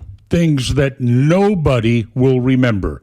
Your salary, how busy you were, how many hours you worked, or how many Gucci bags you owned. And then there's the things that people will remember about you as they mourn or celebrate your passing. People will remember how you made them feel. They will remember the time you spent with them. They will remember if you were a person that always kept your word. And they will remember if they could always count on you. What you made, what you owned, how many pair of shoes, your fancy cars? No. How did you make them feel? And the quality of the time that you spent with them. When I look back at interactions with family and close friends, I think I did okay. Looking back at the people I influenced one way or another doing talk radio, 2 words, ruh-roh.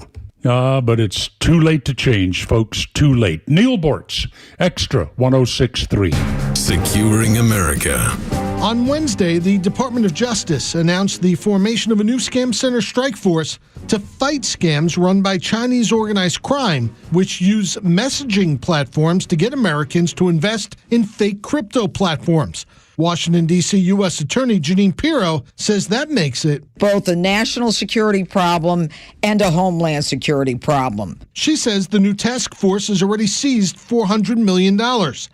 The FBI's Gregory Heeb adds several billion was lost by victims in 2024. Everyone is a target and anyone can fall victim. The Secret Service's Keo Dolan says the scams are not slowing down. During the 2025 fiscal year alone, the U.S. Secret Service has responded to approximately 3,000 victims. Pirro advises that people learn more about online currency in order to protect themselves.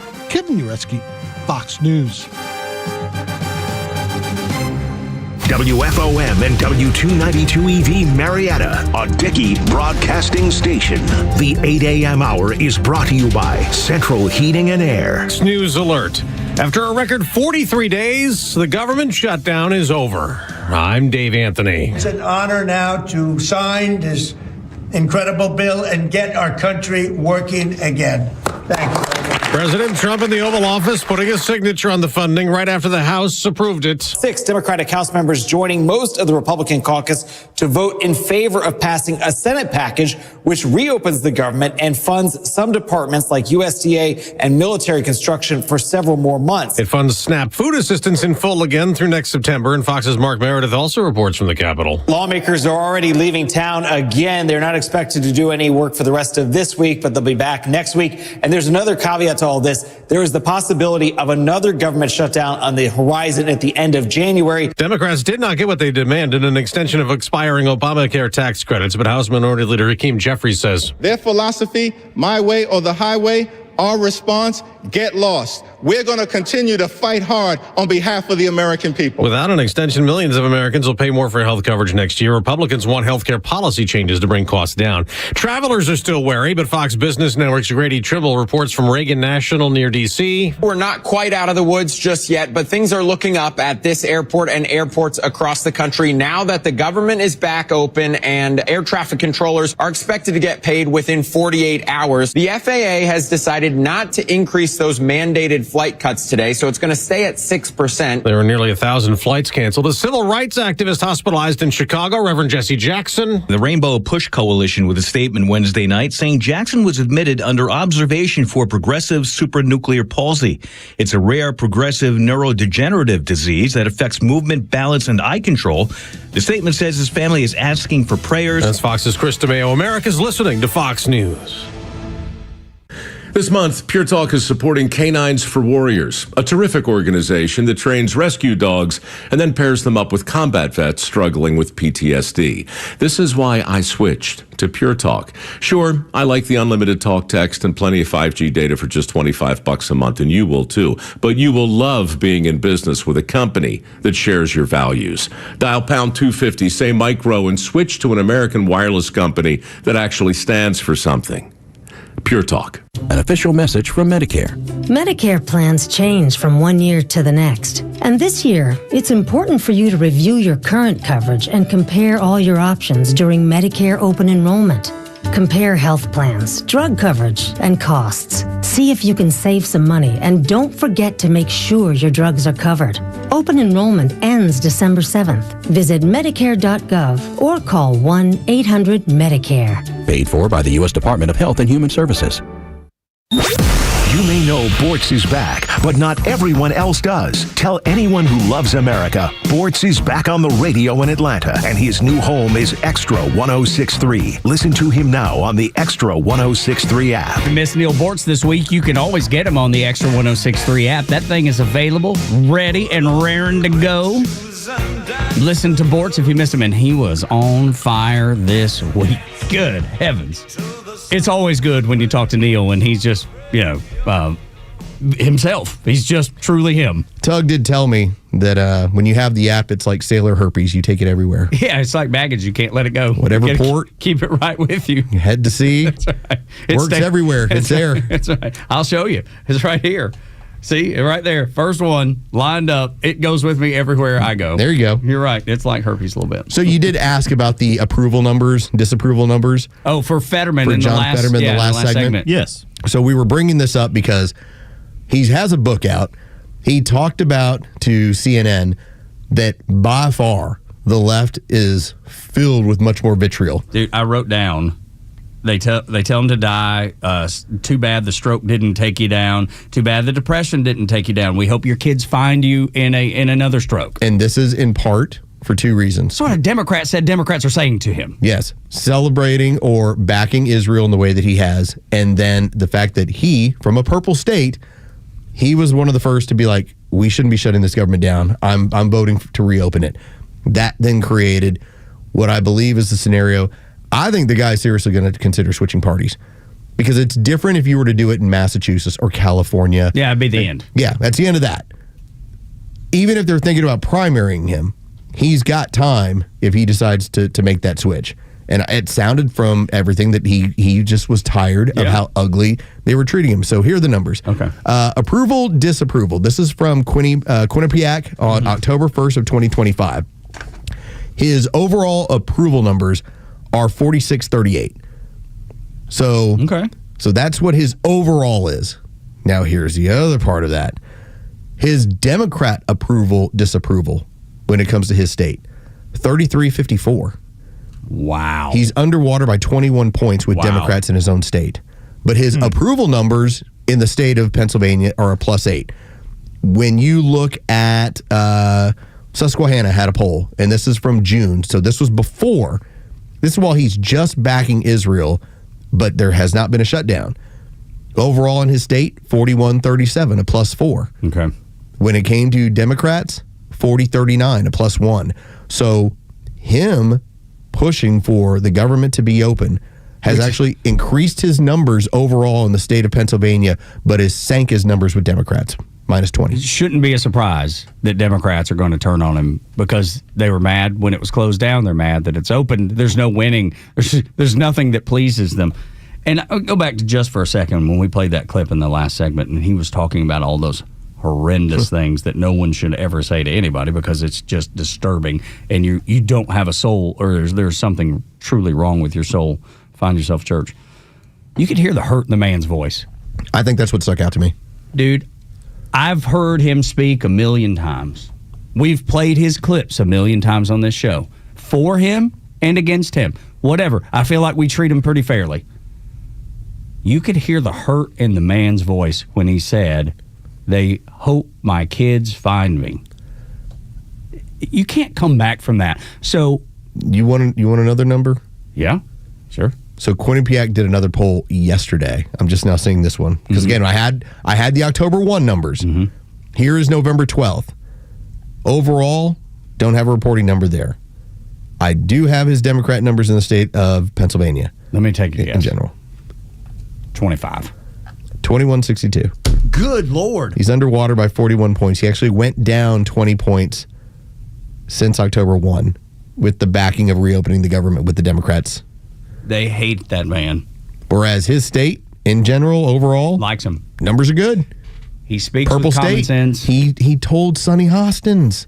Yeah. It's like, yeah, Gavin Newsom can say what he wants. Yeah, Bernie Sanders can say what he wants. I'm in a purple state. I cannot. I wonder if that poll is, do you identify as a Democrat or are you just registered as a Democrat? Because I would think there's a difference between, I would think, there's a difference between a Pennsylvania Democrat and a New York Democrat. Or a California absolutely. There's definitely. See if I can dig in a little bit further on their numbers because it's always in the guts of these things. 404-741-1230. Does John Fetterman make a switch? It would have to be before the midterms, I would think, because if they're going to primary him. I would imagine. So I would love to know what you think listening right now. But then who knows? Maybe he pulls it back around, but as of now, I don't think his name is mud with these people right now. You don't come back from 21. It's -40. -40. He's underwater by 40 points when it comes to Democrats. A 21% approval rate by the Democrats in his state. I just don't know that you bounce back from that. That's a big number to bounce back from. So do you think John Fetterman makes the switch? So they'll try to primary with one of the super communist types. Oh, and yeah. then now it's funny because that lines up with the same numbers. It's going to be an 80-20 thing. Yeah, that's right. That's a great point. The 20% that hate John Fetterman, and they will want to go harder left, and they will want to resist Donald Trump. If Trump says open the government, we got to be closed. If Trump says back Israel, we've got to back freaking terrorists. All right, so the October 1 Quinnipiac poll that we talked about how he was underwater by 21 points with Democrats. This polling was strictly done of registered voters, state of Pennsylvania. Okay. So I'd imagine I'm trying to find the guts of the November 12th one, but if it follows that, then it's more than likely registered voters, state of Pennsylvania. I don't know you can bounce back from that. I don't know that in Pennsylvania you can win with that many people in your own party who can't stand you, who think you're doing the wrong thing. You're not resisting enough. But overall, and here's the politics of it. Overall, he's in the +8. So he's doing well with independents and oddly enough, Republicans. Well, it's because common sense things he says. But he doesn't vote. But that's the other thing, which we've talked about a million times. That's the thing that makes me weary about him switching sides. I don't want him. I would rather him stay a Democrat and be common sense, and hopefully somebody will, I don't know, sound like him maybe a little bit in that crazy party. How about this? Again, registered voters. The question is, do you approve or disapprove of the way John Fetterman is handling his job as United States Senator? Again, Democrats were 33% approval, 54% disapproval. So there's the minus 21 there. In the state of Pennsylvania, registered voters, Republicans 62% approve, 21% disapprove. He's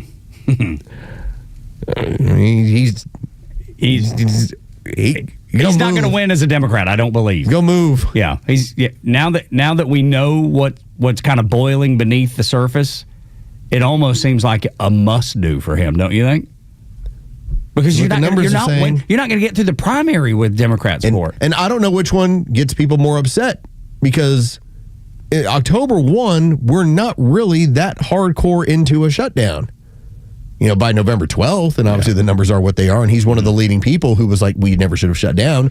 But on October 1, a lot of this was, what was his stance on Israel? Yeah. And he was one of the primary people on the Democrat side who was saying, we're backing our ally. And anybody who looks at that scenario, who are you choosing, Israel or Hamas? Your greatest ally in the Middle East. And this is the conversation that comes up a lot too. Israel is going to do what's best for Israel, and I understand that, but they're still your biggest ally in the Middle East. Or terrorists. You're going to back Hamas.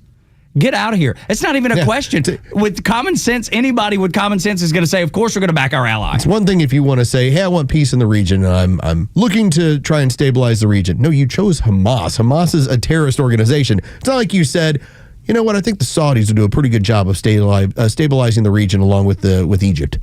Which is why Jordanians will do a better job. Like, no, you picked Hamas. Which is what you heard the king of Jordan, King Abdullah, basically say, if we put a base there and we have a Middle Eastern faction of people that are the force in charge, we're not going to fight with these people. We're not going to fight with them, because they will do whatever it takes. They have no end in sight. Their only end game is the destruction of Israel. And that's why they're dragging their feet right now as far as the peace process goes in Hamas. What a weird scenario. I'm looking at the approval ratings, approval or disapproval for Josh Shapiro. Remember, governor who was too Jewish to be selected as the vice president.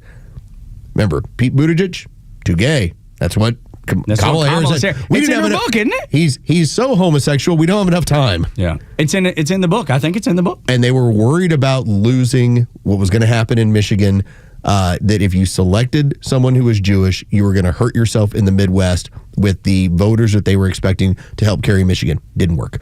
But if you look at the numbers, Democrat approval for Josh Shapiro in that state is 93%. Independents, it's 66%. What is it for Republicans? Republicans, it's only at 28%. Okay, yeah. But that's supposed to help you win if you pick him within that state, and they didn't. And they chose not to. And they lost. What was the number? 93%? 93% of Democrats and 66% of independents.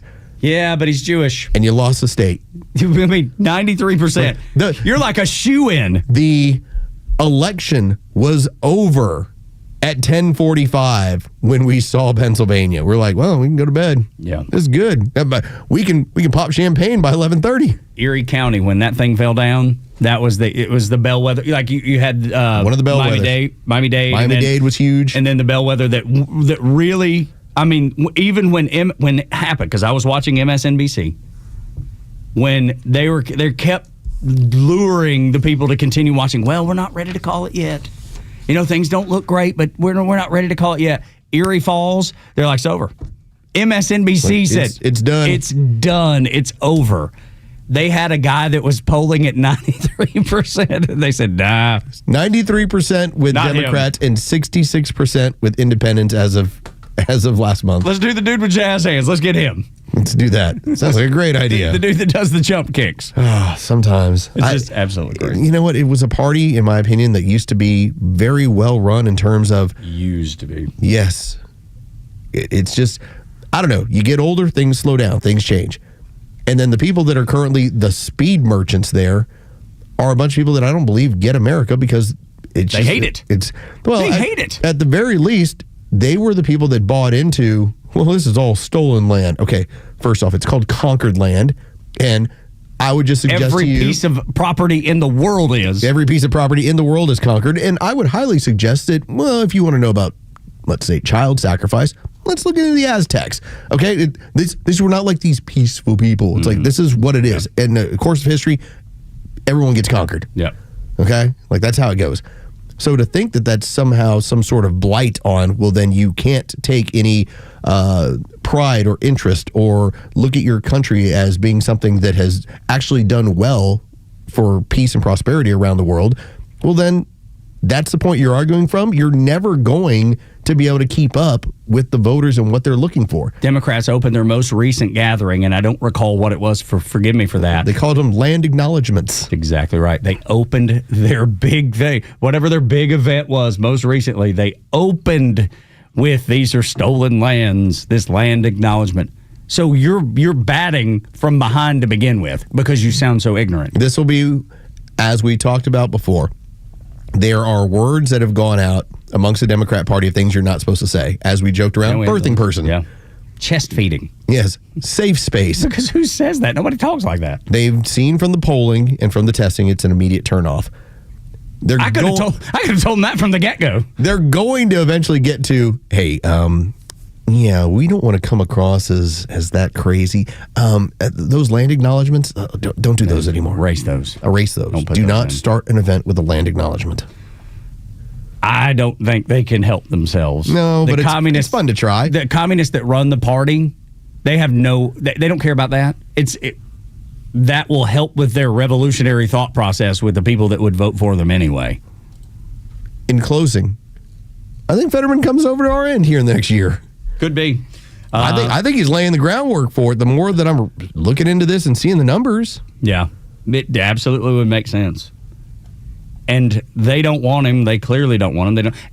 And to your point, he's a guy that votes with them all the time. Yeah, he's a solid Democrat voter almost on every issue, no matter what. And then we get to the shutdown. But think about it. They did the same thing when picking Shapiro, right? Effective. That doesn't matter. Nope. He's too Jewish. Can't do it. Too Jewish, can't do it. This guy votes with us all the time. He's really common sense when he goes on the news at night. Can't go with that. That tells you how crazy they are. He's not in the cult. He's not speaking the language. And so what do cult members do? They ostracize the cult member who is no longer a believer. And they take that little sheet of paper, chest feeder thing, and they just rip it up. They're like, no, we're going to continue this. We're going to continue talking like this and be crazy as all get out. I don't know. We'll see. 404-741-1230. Do you think at some point in the next year, because you have to do it before the primary start, the voting starts, will John Fetterman come over? Think about this, dude. A couple years ago, when we were talking about him versus Dr. Oz, and we're like, this dude just had a stroke. He really is struggling to put words together. Yeah, we said it was very unfortunate what was going on. 100% we did.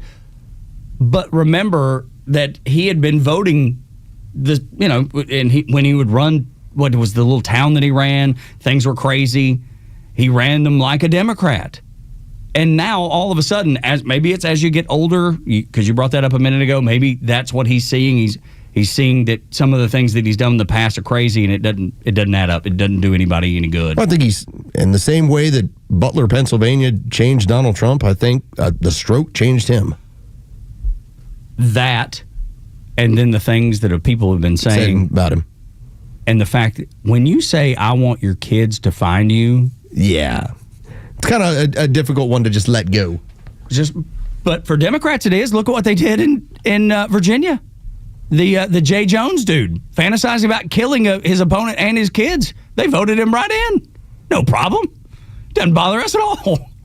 Dude, they don't have a soul, it doesn't seem. It's out there. It's a dirty soul. You can look we up. all have dirty souls, but that's real dirty. You can look up on X, John Fetterman Switch, and you will see a whole lot of discussion about, hey, dude, like, it's time.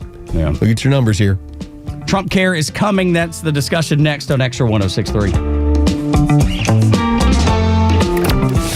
When political discourse gets ugly, count on Xtra 106.3 to be the voice of reason when tempers flare. The violent rhetoric from the left won't change our mission.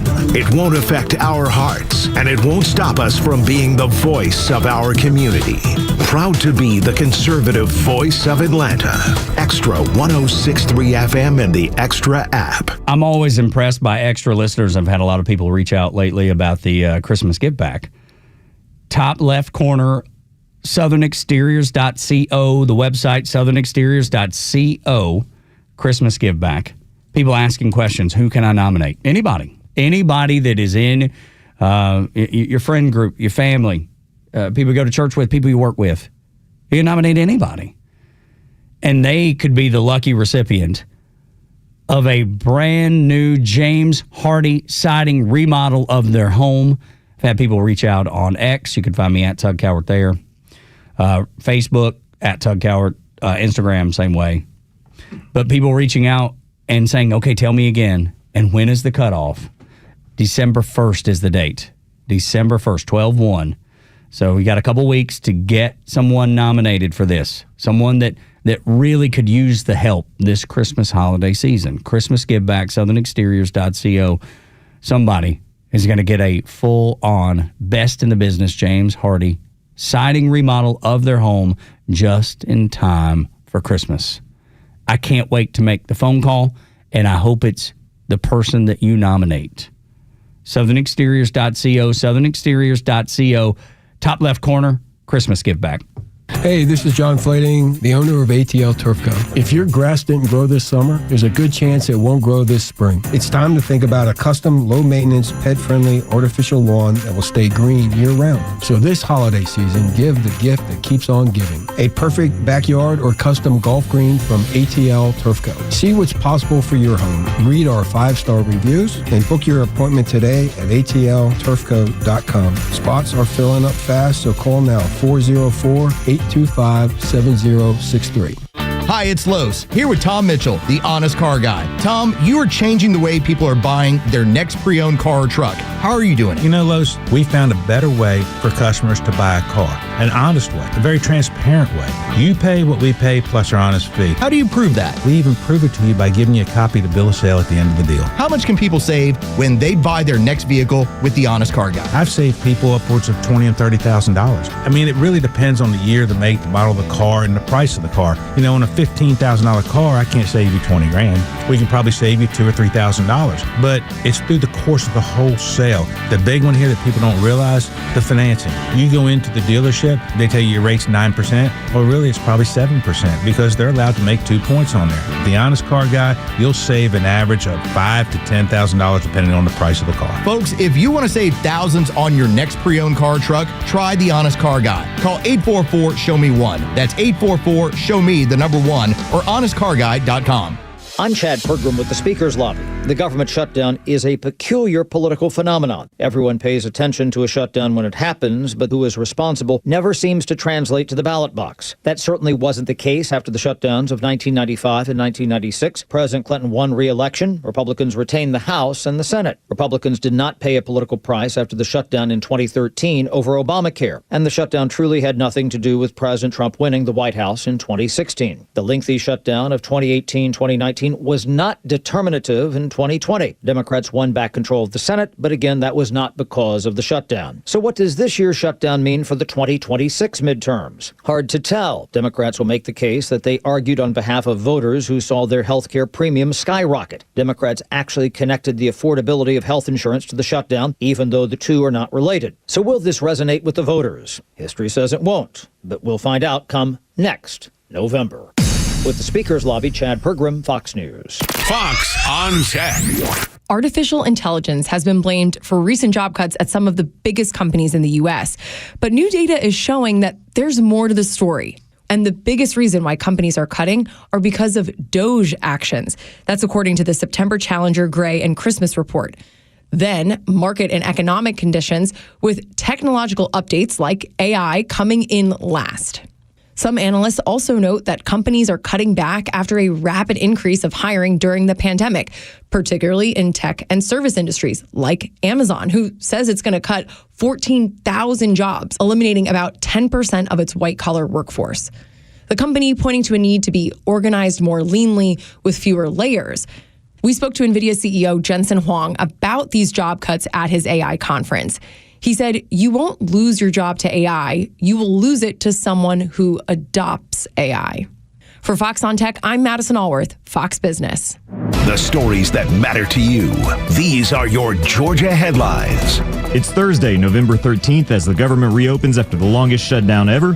Thousands of Georgia federal employees are headed back to work. SNAP recipients, over 1 million in Georgia, will resume receiving benefits. Payments are expected to be issued before the weekend. And at Hartsfield-Jackson, air travel is expected to resume normal operations, with air traffic controllers receiving back pay. Delta CEO Ed Bastian said it'll take a few days to fully return to normal operations, but he expects to be operating at regular capacity this weekend. Cherokee County Sheriff's Office announced the largest bust of methamphetamine in the county's history. Police seized 200 pounds of the drug valued at $500,000. The Sheriff's Office collaborated with state and federal partners to take down a trafficking operation with ties to El Salvador and MS-13. Arrests were made, but suspects have not yet been named. And Atlanta has been ranked among the best cities in America to celebrate Thanksgiving. The report from Wallet Hub ranked Atlanta at number 2 thanks to our weather, cost of food, and easy access to Hartsfield-Jackson. The report also notes many opportunities to volunteer and give back during the holiday season. Today's weather's sunny and warming up with a high of 70 degrees. With your headlines, I'm Jerry Payne for Extra 106.3. Tug and Los until 10 on the Morning Xtra at Extra 106.3. It's kind of funny. 8 o'clock hour brought to you by Central Heating and Air Conditioning, your Atlanta carrier expert. 770-GET-HEAT, centralheat.com. Because we've been talking Tombstone this morning, and I do believe your devices are listening to you all the time. All of a sudden, I have all these Tombstone things coming up in my feed, and I told Los about it. And there's one that came up, and it said, to nail the Tombstone scene in 93, Michael Biehn trained for 2 months with legendary gun coach Theo Reed to nail that sequence that he did right before Doc Holliday spins his metal cup. Yeah, he shows off in the saloon, like what a pistolier he is. Yeah. And drunk Doc Holliday does it back to him with his cup. It's so good. My favorite scene in the whole movie. I think most people's. But that dude trained for 2 months just to get that. And then you brought up the point about how he was the it guy, Michael Biehn. Once he had Terminator in 84, as he's Kyle Reese. So he does Terminator in 84, Aliens in 86, The Abyss in 89, Navy SEALs, 1990. Go! Charlie Sheen. Terminator 2 Judgment Day in 91, gets a small part in that one. Tombstone in 93. And then finishes off as far as like that sort of action films with The Rock in 1996. Those are all huge movies too, man. Holy cow. Tombstone, my favorite of everyone. Even I love it more than I can watch Aliens anytime. That is a great sci-fi horror film. Yeah, I've seen it once, I think. It was years and years ago. There's something wrong with you. Yeah. Well, it's a classic. There's all kinds of things wrong with it. We point them out daily. Yeah. I mean, how many errors do I have, man? Let me count the ways. I mean, that's a James. Remember, when everyone talks about like James Cameron and does the whole Titanic, James Cameron, like James Cameron was doing sci-fi oriented movies like Aliens and The Abyss. Terminator 2. Like those are all James Cameron movies. I love T2. Still to this day, I love T2. I feel like that one holds up. And like I said, I hadn't seen Aliens forever, so I don't know if it holds up, but apparently it does. And by the way, it's one of the first times to go along, to a lesser extent Alien, but Aliens, where you get the first female hero of a film. Yeah. Was it... where she's the heroine, Sigourney Weaver. Sigourney Weaver, there you go. All right. Now, she doesn't have any superpowers. She ain't beating people up. She's not I'm 110 pounds beating up 220-pound men. Yeah. It's like, no, she's just the smart one who knows how to deal with these things because she dealt with them before. So cool. I need to go back and watch it. I'm sorry I'm mocking about those. Yeah, I know. The 110-pound girl who's just whooping everybody's butt. I'm like, not realistic, but whatever. Yeah, but that's the beauty of Hollywood, right? Most of it's not real. Science fiction. Yeah, most of it's not real. The thing that is real that we talk about on this show is healthcare being really expensive, even though Nancy Pelosi way back when, told you 14 times how affordable it was going to be, and of course it's not. Over and over and over. When somebody called it Obamacare, and she was like, no, Affordable Care Act. That's right. Affordable. She knew to pivot. She was such a smart politician. She knew to pivot. Affordable. But it's not. It's anything but that. And Donald Trump has got what we expect to be a just blistering punch to the face, punch to Obamacare and a replacement. So we have Angel Face. Anna Paulina Luna. We do have Lady Graham for Lindsey Graham. Now, we'll see what's happening with MTG because there's something afoot there. Yes, there is. Because old school MTG, the one who likes to put naked pictures of a Biden on the House floor. On the House floor, yeah. Like, that's my spirit animal. I don't know where it's going now. We'll see. Yeah. It's a little bit out there. Something is going. Yeah, because we talked about John Fetterman, something being afoot. There's definitely something is afoot there. Up in Rome, there's something going on. And then there's also who I will now refer to him as Tim Burchett, my UAP friend, the man from Tennessee, the man who wants to get to the bottom of what exactly is up in the air. And as he said before, I don't think we'll ever get to the bottom of this. Like, he just thinks we're never going to know. It's like it's too much national security, too much money involved, too much secrecy. Yep. They're never going to just outright tell us. We're never going to have an age of disclosure. Although November 21st, is that our date for age of disclosure? Oh, yes, sir. The documentary? Yes. Okay, I got it down. Me and Jeray are just waiting. Yeah. Tell me what that is again. Amazon Prime. That's going to be where it's Marco Rubio and a lot of other officials talking about where we are in terms of UAPs and what's out there. They're not going to tell you about the aliens, but they'll tell you about who the people are that won't tell you about the aliens. That's right. And they're not going to break down the 7 species for you, but I believe, because I struggle with the whole aliens thing. I do. Yes, I know, because, and it's the same reason why you'll never find out about it. It would single-handedly destroy so much of world culture overnight. So, but what I do know is that technology that the military uses, I remember even as a regular everyday sailor, the technology that we used was so far ahead of everything when I got off the boat. It was like light years ahead. Yes. Like some of the stuff that I used then, we're starting to see come out in now. You're like, 20 years later, 25 years later. New cell phone. Yeah. No, we had that sort of technology 20 years ago. Yeah. So I do believe in that part of it 100%. So here's my UAP friend, Tim Burchett. And again, this is now the third congressman in the span of 24 hours who has told you, that vote that the Democrats want in December, they're going to get it, but it's not going to be what they think they're going to get. Are quick at work right now talking to the Democrat leadership that gets their campaigns funded by these insurance companies, and I sure hope it works. I think that meteorite that hit the Gulf of America millennia ago that wiped out the dinosaurs is Trump care, and it's going to wipe out the dinosaur that's Chuck Schumer. I think Schumer's days are numbered, as everyone else does. I think AOC will take him on in the primary and beat him like a drum. Yeah. Right?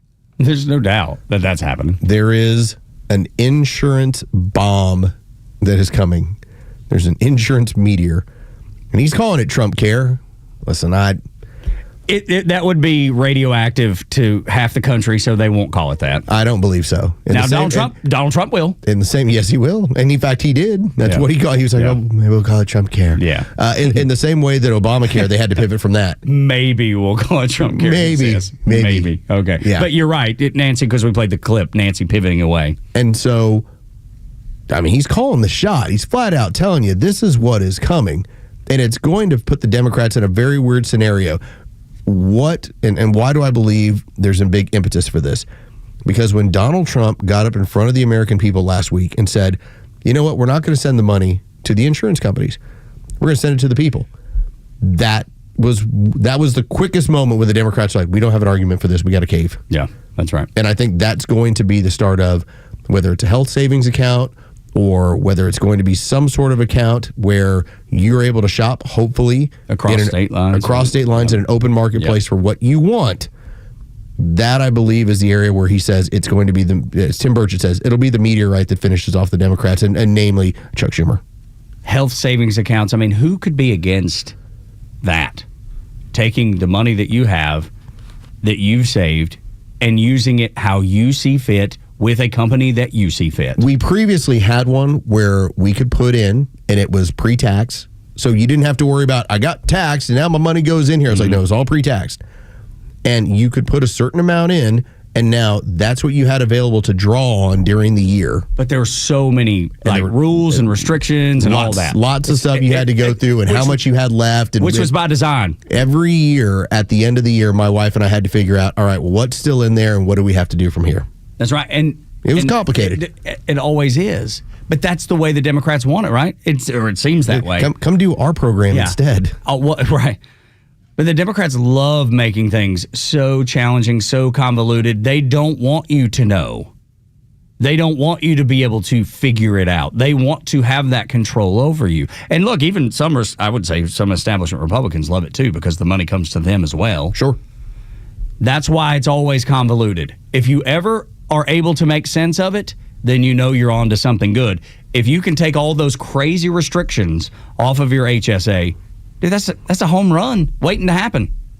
You're getting ready to pop that thing out of the ballpark. Just want to make this a simple procedure because right now the simplest procedure I have is to log into my portal that I have for work and say I pick this, I pick this, I pick this, I pick this. And the problem is that it's significantly higher than what it was 5 and 10 years ago. Oh my gosh! And the care hasn't changed.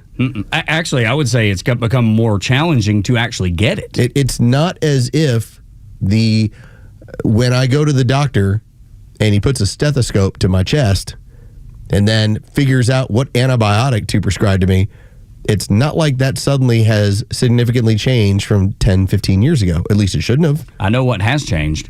When I walked in for my annual physical the other day, and I've noticed this over the last 3 or 4 years. So I'll go in, get the stethoscope, do all that you just described.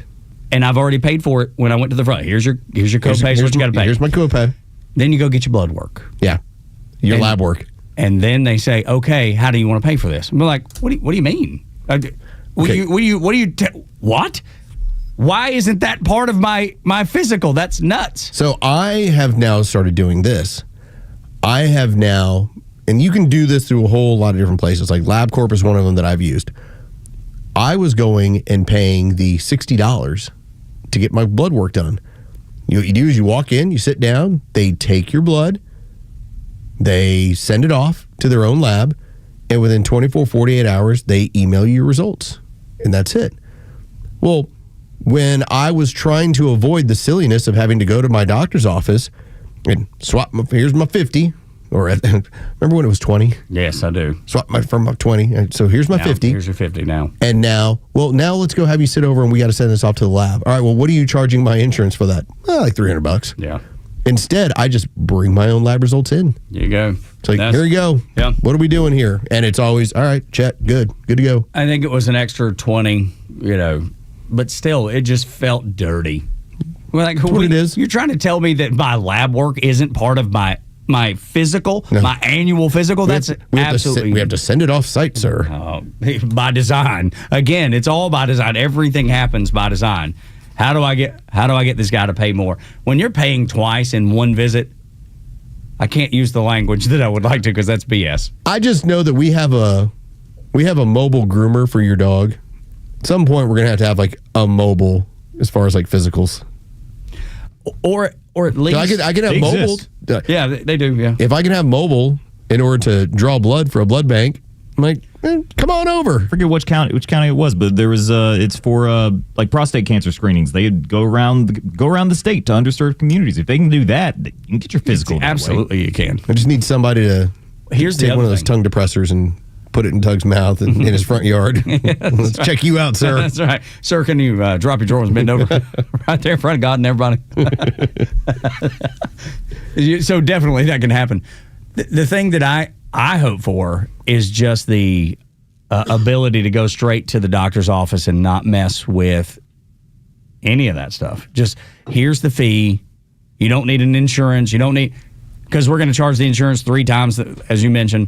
Like, what, doctor, what do you want to charge me as a guy? This is just a transaction between us. How do we drive down the cost in general? And I think that's the way. We've started moving in this direction. We've already seen, Trump RX. We've seen where you're going to negotiate the lowest amount of money that the country's going to pay for prescription drugs.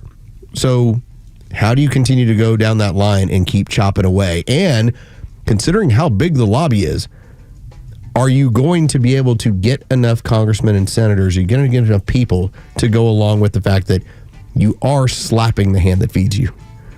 Because we've talked about it. Big Pharma and the insurance companies, they spend a lot of money lobbying. They spend a lot of money to get people reelected over and over again. They will hold people hostage. They will make those phone calls. Like the ones that when things fire you up, that you might pick up the phone, you go to senate.gov or house.gov and you make that phone call. You do that once in a while. Those insurance companies, they have people manning the phone banks. They'll do the, hey, Senator, you know that $100,000 we gave you last time around? It'd be a shame we wouldn't be able to give it to you again. It can be tough. But if you just do, our bidding, we will. Amazing how it works. A few years ago, Georgia Tech got a new playbook. And look at their success. The left needs a new playbook. Next on Extra 106.3. The Morning Extra on Atlanta's only conservative news and talk station, Extra 106.3 FM. Good morning, it's Los. Let's talk about True Prep. First off, 1000 Cobb Parkway in Marietta. You can head right on over there, or you can go online as well, trueprep.com. What you will notice if you head on over to trueprep.com, or if you walk in the store, they got the Glock deals going, all right? And they are very popular, and everybody loves when that happens. What are those deals? Glock 19 Gen 4 and Glock 19X, they're in stock, and they got deals on them while supplies last. Now, again, these typically fly off the shelves, so you want to make it a point to get in there. I just checked the page as of this morning. They do have supplies for each one of them, along with the Radical Firearms AR-15 for only $399.99. And of course, if you've ever been to True Prep, you know they've got everything under the sun when it comes to being ready. Well, that also includes ammo. Some of the best prices in the entirety of the city when it comes to getting that premium ammo for your firearms. Check them out. Again, trueprep.com, or go on to the store, 1000 Cobb Parkway in Marietta. Check out those deals that are currently going on. Got a couple more days left of it. Go to trueprep.com. That's truprep.com. Prepare today for a worry-free tomorrow with True Prep. The latest sports news, powered by 680 The Fan, and driven to extra listeners by RBM of Atlanta in Sandy Springs, Atlanta's Mercedes-Benz connection since 1964. Good morning. Here are your sports headlines for Thursday, November 13th. The Atlanta Hawks are now 7-5 and have won 3 straight after a blowout 133-100 win over the Sacramento Kings last night in Sacramento. Jalen Johnson, nearly a triple-double, 24 points, 10 rebounds, and 8 assists. The Hawks play back-to-back games tonight in Utah as they take on the Jazz. That game will tip off at 9 o'clock. We have Cy Young Award winners in Major League Baseball. First off, Detroit Tigers starter Tarek Skubal. He's won his second consecutive Cy Young in the American League. Pittsburgh Pirates starter Paul Skeens takes home the award in the National League. With your sports headlines, I'm Carlos Medina. I'm Michelle Stovall, and our company has been family-owned and operated for 75 years. Check us out at StovallINC.com, or better yet, stop by our newly opened 11th store at 9500 Union Hill Road in Canton. At Stovall, we supply you with all your landscaping project needs, completely hassle-free down to delivery. Been dreaming of an outdoor kitchen, fireplace, or other custom paver project? We partner with Keystone Hardscapes for all your beautiful high-end concrete needs. We look forward to making your landscape dreams come true. Stovall has it all. You and your buddy. You've been through a lot with each other. The ups and the downs. He's been with you every morning, noon, and night. You've traveled the world together. Heck, he was even with you on your first big date. But have you noticed he's struggling lately? Not performing on the job. He can't even stand up straight anymore. He's wanting to cry out for help, but just doesn't know how. He needs Dr. Deal and Total Body Therapy of Georgia. They can give him the gift of good posture this year, help him stand proud and become all he was meant to be. Now, take him by the hand, look him in the eye and say, I appreciate you, little fella, and we're gonna get you some help. We're gonna call 404-777-1911. We're gonna visit StopMyED.com. We are gonna say goodbye to erectile dysfunction forever. Total Body Therapy of Georgia. It's a hard conversation to have, but it's one worth having. Total Body Therapy of Georgia. Online at stopmyed.com. Ho, ho, holy cow. Family and friends are coming for the holidays, and you need some projects done around the house before they arrive. Relax. We've got you covered. Hi, I'm Chris Lalamiya from the Trusted Toolbox. With our handyman for a day deal, we can knock out all those projects you've been putting off for months. From plumbing issues and painting to flooring, fencing, trim work, and much, much more. So get your home ready for the holidays and call us at 770-623-3097, or you can always book it online at thetrustedtoolbox.com. Bullet points. I'm Eben Brown. School kids in some states will be learning about guns. Arkansas, Tennessee, and Utah now have laws mandating firearms safety lessons in public schools. The aim is to teach children at all levels, elementary, middle, and high school, about the age-appropriate way for interacting or not interacting with firearms, either at home or anywhere else. Kids in kindergarten could learn about how firearms should be stored and even what to do if coming across a firearm outside the home, as in don't touch it and find a grown-up. Tennessee's school program would even include games and prizes and making a firearm out of Legos. And while only Utah's law has a provision for parents to opt their kids out of the lessons, Arizona's Governor Katie Hobbs vetoed a law that would have created a similar type of instruction requirement for school kids. At least 5 other states are working on similar laws. And those are your bullet points. I'm Eben Brown, Fox News. I don't know how to use my phone. This is unbelievable. Well, you don't know how to use social media, but I mean, seriously. I mean, you don't. The Kimmer Show, every afternoon from 3 to 6 p.m. on Extra 106.3 and the Extra app. Tug and Los until 10 on the Morning Extra and Extra 106.3.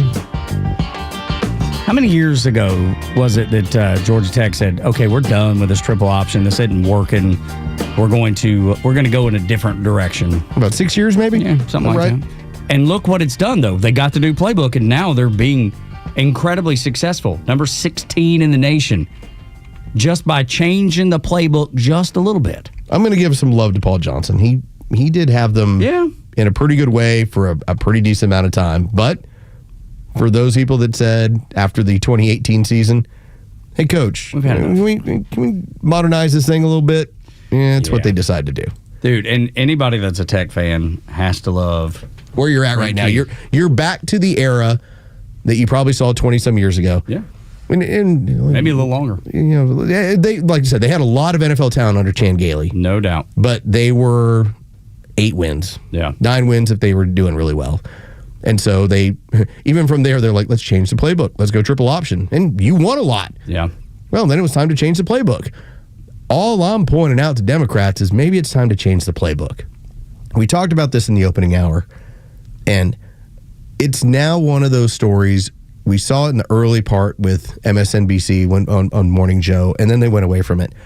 If you missed it yesterday, the Democrats took a story from 6 months ago, altered it, and then reissued it. 6 months ago it was, Donald Trump is in the Epstein files. It took us all of about 15 minutes to go, oh, yeah, he is. He's in there with one of the victims pointing that, no, I saw Donald Trump. He didn't do anything. Virginia Giuffre. That's what was 6 months ago. That was like during the summer was a story from then. And immediately, okay, it went away. And what happened during that time period? The Republicans tried to get all of the files published, and they couldn't do it because the Democrats roadblocked them. Same thing happened yesterday. The exact same thing, except this time around, they took the victim's name and they redacted it. To make it look new. Like it was some new story. And again, because it was unredacted the first time around and we'd already read those files, it was like, wait a minute, this is the same thing from the summer, except you redacted the name like it was something new. And again, then the New York Times and everybody's running with it. And of course, now the White House is like, seriously? Like, This is what you're doing? Is this what we have? You've lost the shutdown. We've reopened the government. We're about to spank you. About to drop the bomb on healthcare. I think they like to say it. We're about to take belt to ass. That's right. And this is your response. The Democrats need a new playbook. And I don't know if this is the old guard making the calls on this stuff, where they don't understand that with a free X, you're able to have the truth out within about 30 minutes, which that's all it took. The only thing I would say about that is John Fetterman mentioned it, I think yesterday, the day before. Nobody knows who's running the party, so nobody knows who's doing this. Somebody came up with a terrible idea. Let's rehash what we did like in June. See if it'll work this time. And see if it'll work this. It didn't work last time. And what happened? My UAP friend, Tim Burchant, tries to go to the floor to get all the Epstein files released. And what happens again? The Democrats said no. And they it's tried. The same thing. Dude, they tried this morning on MSNBC because we got this crap on so you don't got to watch it. And the super that went across the bottom said email mentions Trump multiple times. Yeah.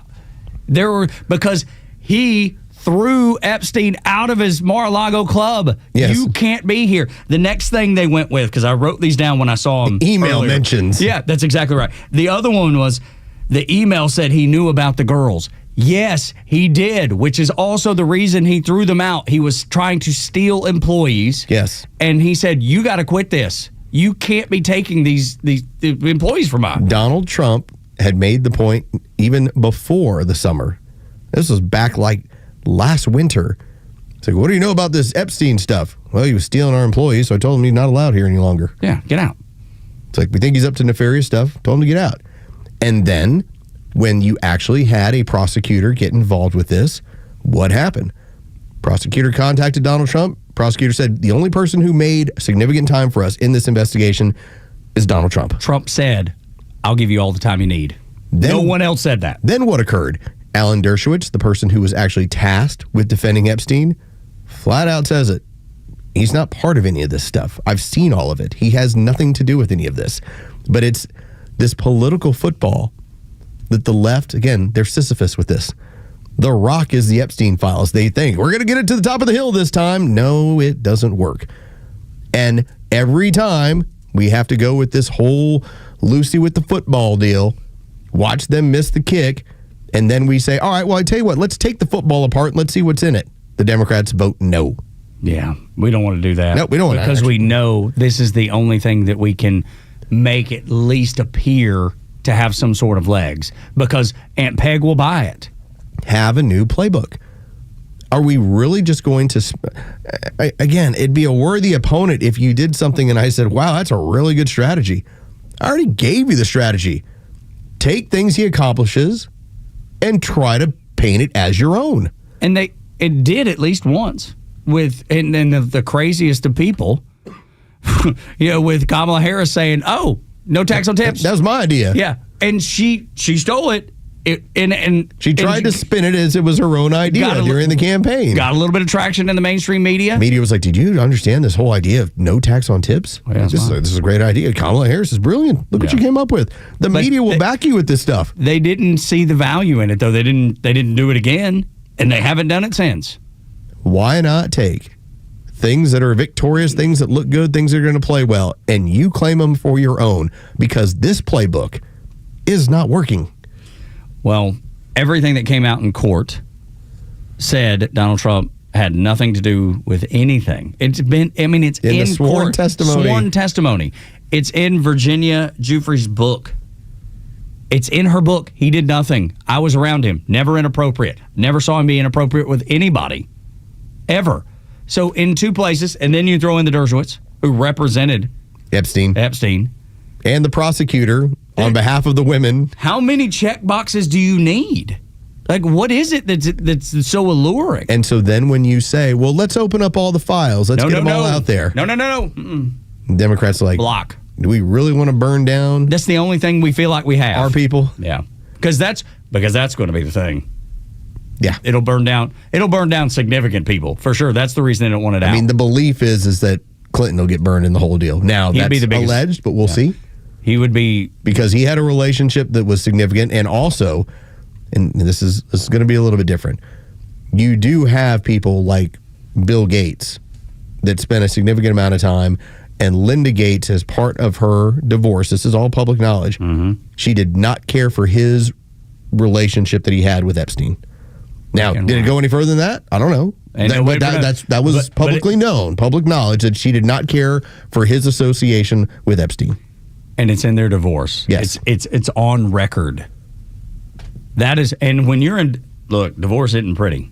It is, I'm going to tell the truth now because it will benefit me. Or, you know, and I know, and that's why you're giving me this. Because if I were to let the cat out of the bag, my oh my. My oh my. Think how things would be as crazy as they possibly can. There's that special wink moment. Yeah. I'm like, uh-oh. But I better be quiet right now. Yes, that's right. And it seems like at some point the media, because I don't know, I do know, they're not, it's not salvageable. The media's not. You know that, I know that, everybody knows it. It's dying on the vine as we speak. The only people that pay attention to mainstream media, ABC, NBC, CBS, are usually baby boomers and usually liberal. So if you're a baby boomer and a conservative, I'm not talking about you, obviously. But the libs, baby boomers, they get every piece of information. And that's why they're the ones that are carrying this story. They're the ones paying attention to this. They're the ones buying into it because that's the last bastion for them. That's it. That's all it's there. MSNBC had it in the 6 o'clock hour. Not since. They haven't gone back to it the rest of the show.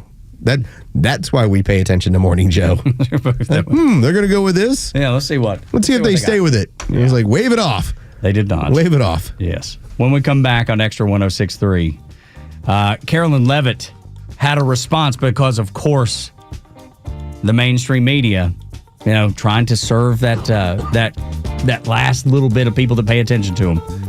She was asked about those Epstein emails, the Nothing Burger. And boy, did she have a response that is just a huge elbow on the left.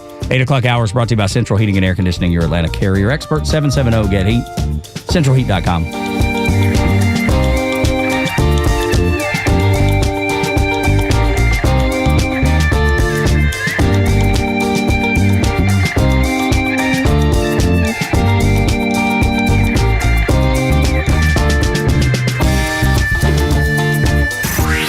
Time for the Bortz Report, exclusively on Atlanta's only conservative news and talk station, Extra 106.3. So I know my commentaries have been a little bit strange this week. Why stop now? Here we have two commentaries melded into one. First, and I make this real short, why in the world is Donald Trump making the White House, the Oval Office, and this new ballroom look like the waiting room for a French whorehouse? All those gold plaques all over the walls, and let me tell you, I have been in his apartment in New York City, Trump Tower. It looks just like that. You sit there wondering, where are the hookers? Okay, shifting gears. And my wife read this to me yesterday morning, and I thought, wow, that would be a good commentary. She read an article about what people are going to think of you after you go tango uniform. Things that nobody will remember. Your salary, how busy you were, how many hours you worked, or how many Gucci bags you owned. And then there's the things that people will remember about you as they mourn or celebrate your passing. People will remember how you made them feel. They will remember the time you spent with them. They will remember if you were a person that always kept your word. And they will remember if they could always count on you.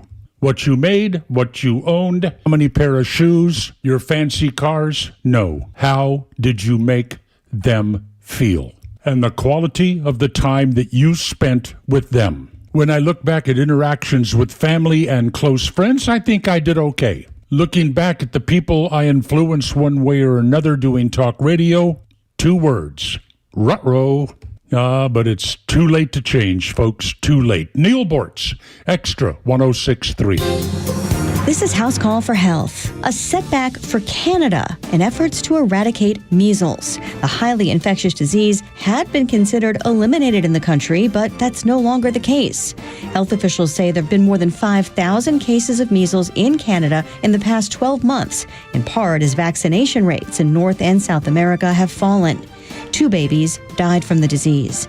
Canada has now officially lost its status as having eliminated measles, which had been considered wiped out since 1998 in Canada. Measles usually begins with a high fever, also causing a rash on the face and neck. The World Health Organization says while most people who come down with the illness recover, it is one of the leading causes of death among young children. And there can be serious complications, including blindness and swelling of the brain, which are more common in young kids and adults over age 30. For more health news, go to foxnewshealth.com. House Call for Health, I'm Lisa Brady, Fox News. WFOM and W292EV Marietta, a Dickey broadcasting station. The 9 a.m. hour is presented by Southern Exteriors. Quality and precision you can rely on. This is a Fox News alert. The government is funded and back open.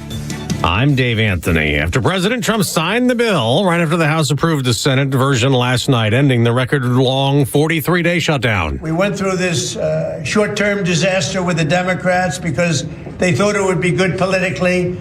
House Minority Leader Hakeem Jeffries, he is defending the decision by Democrats to support this shutdown lasting, insisting it was the right thing to do in order to remind Americans why Obamacare insurance premiums are rising this year to levels he believes are unacceptable. Democrats will keep pushing for an extension of Obamacare tax credits expiring at year's end for millions of Americans. Fox's Mark Meredith also reports from the Capitol. What's interesting is House Republicans were also not thrilled with what the Senate sent over and was eventually signed into law last night, because there was a provision that allowed a number of Republican senators to potentially sue the Department of Justice, potentially for hundreds of thousands of dollars, because their phone records were reviewed after the January 6th attack.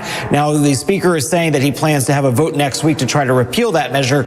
Now, there is a chance of another shutdown early next year. The funding approved in the bill only runs through January 30th, though some agencies will be funded through the fiscal year, including agriculture, which means SNAP food assistance that was interrupted this month is funded now through September. Air traffic controllers will be paid in the next few days, so staffing levels are increasing again, but the FAA still has reduced flight schedules today, so about 1,000 are canceled with more than 500 delays. Things are going to start getting better over the next few days, but not today. So the airlines had largely already planned for this ramp up in cancellations, and it's going to take some time for things to get back to normal. Fox's Garrett Tenney at Chicago's O'Hare Airport. It is a nightmare of a morning in Weatherford, Oklahoma, where hundreds had to evacuate their homes. Others have to shelter in place this morning. Schools are closed, all after a tanker truck leaked ammonia gas last night in a hotel parking lot. Those fumes sent 36 people to hospitals.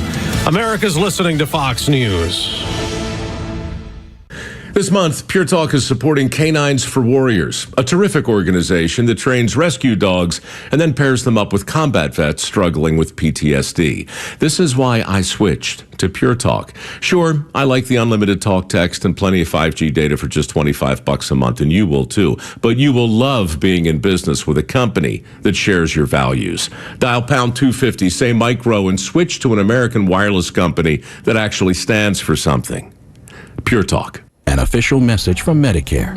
Couple more minutes and we'll start this month's book club. You know, I usually love a plot twist, but this year I'm comparing my options during Medicare open enrollment. You can't assume your current health or drug plan is the best one for you.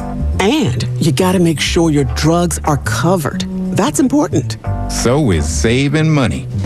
Review all your options at Medicare.gov. Open enrollment ends December 7th. Paid for by the U.S. Department of Health and Human Services. No traffic, no big deal. It's the Morning Xtra on 106.3. Tug and Los until 10 on the Morning Xtra and Extra 106.3. Yesterday was a legendary day. Legendary is not the right word. Romantic. No. Exotic. Maybe. Obsessive. No. Polarizing. Yeah, maybe that. Dramatic? Dramatic. Interesting day. Antagonizing. Like when something happens that people will probably remember? A historic day? Monumental, historic. Reason I bring it up, the U.S. Mint in Philadelphia pressed its final penny yesterday. Penny, of course, is going away. The final one that cost them 3 cents to make. That is still... there's nothing more government than it cost 3 cents to make 1 cent. They finally decided, all right, we're We're done with this. If you ever get into a discussion about somebody about government inefficiency or government being able to do things right or never getting things right, that's always your go-to right there. There's not a more shining example. Those are exactly right. Nothing more shining, spotlighting the inefficiency, the failure of government than that right there. And that's also because there's certain situations in economics where you consider something a sunk cost. But just because it's a sunk cost, meaning like I paid for it, it's gone, sometimes it benefits somebody on the other side. For instance, I bought a car, didn't work out. All right, sunk cost. It's just gone. I won't get any use out of this thing. Well, at least the other person made some money off of it. Right. So one part of the deal was good. All right. So when you're paying 3 cents to make 1 cent, there's nobody benefiting. There's no one who's benefiting. Nobody. There's no area. Nobody. You take it over to Coinbase or whatever it is at Kroger and run it through that little machine, maybe get $1 out of it. If you get 100, maybe you got a big jug or something. You better do it quick. Because so much of this now is automated. As far as the printing presses and everything else that we have and the minting of coins. So it's not like there's somebody who's sitting there and he's just working away, slaving away. It's like, no, we're actually paying 3 cents to make 1 cent. And that 2 cents just disappeared. I did see this yesterday. And so pennies before 1980 still had the copper. Everything since then is zinc. Mm-hmm. And this is just what I heard. Don't quote me on this. But copper pennies are actually worth, if you take it to somewhere where you can melt it, 3 cents. Yeah, of course. So if you got some real old pennies. Which my mama gave me a bag and gave my sisters a bag, and each one of them has just a bunch of old money. Some quarters that are actually made of silver, which is worth a little bit here, whatever. I don't want to get rid of them, but a bunch of pennies that were made, old pennies that maybe worth something a little bit. But that's a couple of Civil War dollars in there somewhere. Of course, you got to have a couple $2 bills in there. Yeah. Just all those old things that when you go through them once every 5 or so years, be like, oh, that's cool. I really wish I could get all the old Confederate money that your mom is stashing. Well, she's got those just in case purposes. She got those in mason jars buried in the backyard. Yeah. I need to know where those are at. That'd be kind of cool. I don't know that she's going to know where they are. That's the problem. That's a problem. She'll bury them and forget like squirrel. I'm trying to remember. I think maybe it was my aunt or my uncle. I remember one of them for a few years were like collecting $2 bills. Yeah. Because it was just one of those. Yeah. They're just strange. They are, and you rarely see them. And now, because it was funny when Jacob was growing up, when my son was growing up, and he was little, my daddy would always give him remember when they pressed the gold $1 coins? Mm-hmm. He used to save them all. Everyone he'd get his hands on, he thought it was the coolest thing. He thought, man, this is going to be something one day. And so now my son has that. Like if he sees one, he's like, oh, I remember Papa used to love those things. It's nostalgic for him, but I don't know that it's much more than nostalgic. I bet they're not even worth $1. This is what I mean. So if you go and get an 1864 $10 bill, Confederate States currency, on eBay, and it's not even in great condition. Obviously, it's very old. $160. Oh, that's cool, man. 1861 $5 bill, Confederate States, $150. How about a $2 bill, South Carolina banknote? So even some of the states had some of these things. Cool. $125. That's why I'm like, man, it'd be kind of cool as to have something and say, all right, that's a moment in history, and this thing, no matter what, in my opinion, will always be worth more than whatever that number is on that note. Well, yeah, just because of the age alone. I have some family members up in Cartersville, Cassville area, and they have some property up there, and over the years have used metal detectors and whatever, and they have found so much, whether it be a Union or Confederate belt buckle. They found coins, they found muskets, they found all kinds of things up there, including old money, which is very cool. So I've been able to see some of that, like up close, and hold it in your hand, and you're like, oh my gosh, this is 200 years old. 1861 $20 Confederate States of America note. This one is listed for $650. Wow. Because it's in that kind of good condition. Is that Jeff Davis on the front? I'm trying to see. Yeah. Just incredible. It always is. Is that the Richmond Mint down at the bottom? Is that why? Yeah. Is that what that is? Richmond, September 2nd, 1861. Gosh, man. I love history. Yeah, I'm a big fan of history. So like this sort of stuff, I'd be like, all right, that's a pretty cool thing to own. Yeah, no question about it. And I'm so envious of some of that stuff that some of my family members. Oh my God, $10 Confederate States of America back printing only. Oh wow! So that's very rare. $799. Of course. Gosh, man, that stuff is. Especially because there's so much of it around here. Would it be awkward if I asked for something like this for Christmas? No, I think it'd be awesome. Like my family's like, so is there anything you're interested in? Something for your golf game? And I'd be like, can you get me some Confederate $10 bills? Would there be somebody in your family that tilted their head? Because my Aunt Peg would call me, horrible names. So a Confederate $1 bill from Richmond is $75. On eBay. And this one's not in great shape, but But again, here's the thing, man. When I was in Jordan, you could buy Iraqi money that had Saddam Hussein's picture on it. I'd take that. And I bought some of it. I have it at home. It's really cool. Not because I'm a Saddam Hussein supporter. Well, you told me it's like only your favorite dictator ever. Los, don't tell anybody. Don't tell everybody. He's my favorite. That's Saddam. I lit candles when Usay and Kusay were bombed. It was terrible. When his sons went away. I remember having a T-shirt. It was just something cool about history. Absolutely. And the fact that you're there, and relatively, as far as in Jordan that time, we were headed to the Gulf. To be able to say, hey, I was in this area, this was available, I bought it, because when I was growing up, this guy was looked at as one of the biggest enemies of the United States. I remember having a T-shirt, Bomb Saddam T-shirt, when I was a kid, in the early 90s. Maybe everybody did. I remember that T-shirt, the Bomb Saddam T-shirt, and I remember the Blizzard of 93 T-shirt. You had both. Growing up around here, if you did, you probably remember that stuff too. Man, these fools printed a lot of different money. Yeah. I mean, and considering it was a short time period. Yeah, it was 4 only years. Yeah, 4 years. That's exactly right. But but they, they decided they're their own country. Got to have your own currency. Got to do something. It is so fascinating. Look, did Texas ever have its own money? I bet it did. Oh, I'm sure, dude. How could it have not have? Yeah, I mean that's what you. Yeah, for Lowe's, that's what you should get. You really should ask for. All right, so we have a Republic of Texas. There you go. $50 bill, $550. Man, this is actually much more pricey. A $50 Republic of Texas bill, $660. Maybe it doesn't because it doesn't carry the stigma of the Confederacy. Could be that, or is it older? Which is probably more rare. I mean, it's going to be older. Yeah, because of the time period in which Texas was its own country. What does that say? Is that 1840? So it's 20 years. 1840. Yeah, so 20 years older. Yeah. See, if you're serious about this and you're looking at this, I would look at coinage instead of bills because that paper can, you have to be so careful with it. Have it in a case and all of that stuff. I want the challenge. Yeah, I know, right? So cool, dude. Something about if you ever have like a real silver coin, it sounds different. If you tap it against, another coin, it just feels different. Yeah, it feels heavier. Gold's the same way. Yeah. Absolutely right, man. Those makes a different sound. Those precious metals. Yeah, of course. Yeah, I think it's awesome. I think that's what you should get. Something like that for your Republic of Texas cash. And then maybe a Confederate that you looked up. $1 bill or $5 bill. Put it above my bed. My wife would be like, what is this? What in the world? What did you do? Yeah.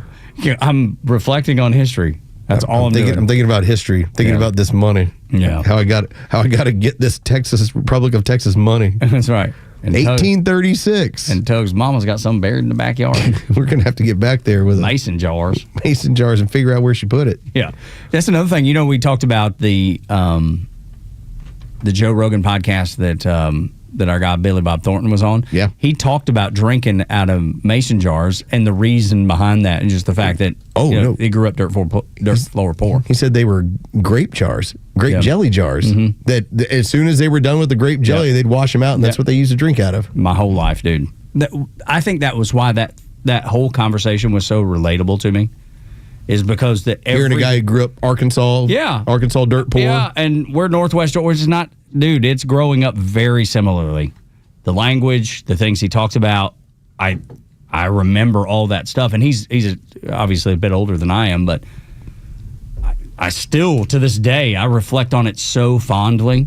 I bet he can get me some Republic of Texas money. I bet he could. Yeah. Because, he talked about some of the things that he collected. His are old muscle cars. He likes old muscle cars. Yeah. He said he had a GTO maybe. No, Chevelle. Yeah. He said he had a Chevelle. He had like a 69 or 70 Chevelle. That's super cool. Pretty cool. Dude, those things would tear up the back. Everybody in Dalton, Georgia, when I was growing up, everybody wanted to have an old Chevelle.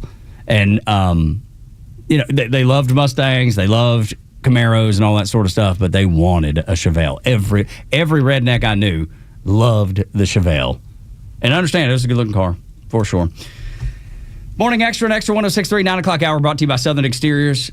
Sign up for the siding giveaway. It is a full remodel siding with James Hardy Siding. For your home, somebody you go to church with, somebody you work with, some family member that needs that could use that. Go to southernexteriors.co, top left corner, Christmas giveaway, red button. Click on it, sign up there. Got to get it done by December 1st. December 1st. I'm going to be like Nancy Pelosi. December 1st. December 1st. December 1st. December 1st. December 1st. You have to get signed up by December 1st. I didn't do it 14 times like Nancy did with Affordable, but it was the same vein. It was the same feeling. I tried to get it all done. Statistically, if you do it 3 times, people will remember it much more. That's what I've heard. So if you do it 14 times, they really remember it.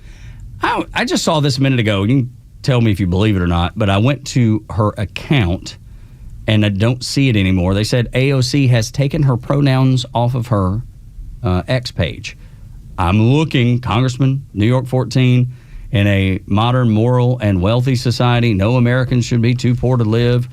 People funded, takes no lobby dollars, but there are no... I don't see any pronouns. There's a change going on with AOC. No. If I was to say, Tug, that, well, I'm not sure you're a very righteous man, and then you showed up at my house and you took your hat off and you had devil horns, you think it might be a little bit of a giveaway? Oh, it'd be a dead giveaway. Yeah, for sure. All right. The pronouns work the same way these days. But she's taking them down to disguise it. The pronouns... And I'm glad when people still do it because... It's a dead giveaway. It's the horns, giveaway. It's the tail. Yes, it's a dead giveaway of this person ain't right in the head. Yeah, these people are crazy. Like, this person actually is having to identify something beyond what I can see. They're acknowledging that they have a belief that there is a multitude of sexes outside of the two. Of genders, yes. The reason that stood out to me because I heard AOC yesterday and I was like, is this her or an imposter? Sounds like she's been told, hey, you better act right. Listen to this. I think it's important that we understand that this is not just about Senator Schumer, but that this is about the Democratic Party. Senator Schumer, there's no one vote that ended this shutdown. We are talking about a coordinated effort of 8 senators with the knowledge of Leader Schumer voting to break with the entire Democratic Party in exchange for nothing. I don't know why all of a sudden she sounds less haywire, less communist. But right there, she was like, well, it's not all Chuck's fault. You know, he voted no. It wasn't just one vote. AOC has been on his tail. AOC's been on every establishment Democrat's tail. And all of a sudden, pronouns are gone. If that's the case, I must say, I never saw her page before. Never noticed that. I'm just going by what people are reporting. You have that, if that's the case. And then this, we actually heard her say, how desperate are you to moderate the party and not look like crazy left? And how do you get her to go along? That's the question. This is what's different about Donald Trump. I know I'm taking an AOC thing and I'm making it about Donald Trump. No, when you are not part of politics, then you don't have to play the game. It's just, you got a guy who's never held office, wanted to be president, ends up being president. And really good at it. But when you are part of politics and you're looking for higher office, you got to play the game. And the game for her, especially early on, was I can't be as all over the place. I can't be the one who's embarrassing the party. I can't be the one that is seemingly a loose cannon. I was like, I got to show that I can have some establishment tactics. And I believe that's exactly what she's starting to show you now. Like, I'm trying to play the game here. And to that point, then that also would probably apply to a Marjorie Taylor Greene. Playing the game. I'm seeking higher office. I can't be the loose cannon. Because the money doesn't come into the loose cannons. No. You want some stability. You want to be able to forecast how they're going to vote, what they're going to do. But we know, or I feel like I know, there's nothing on the inside that's changed.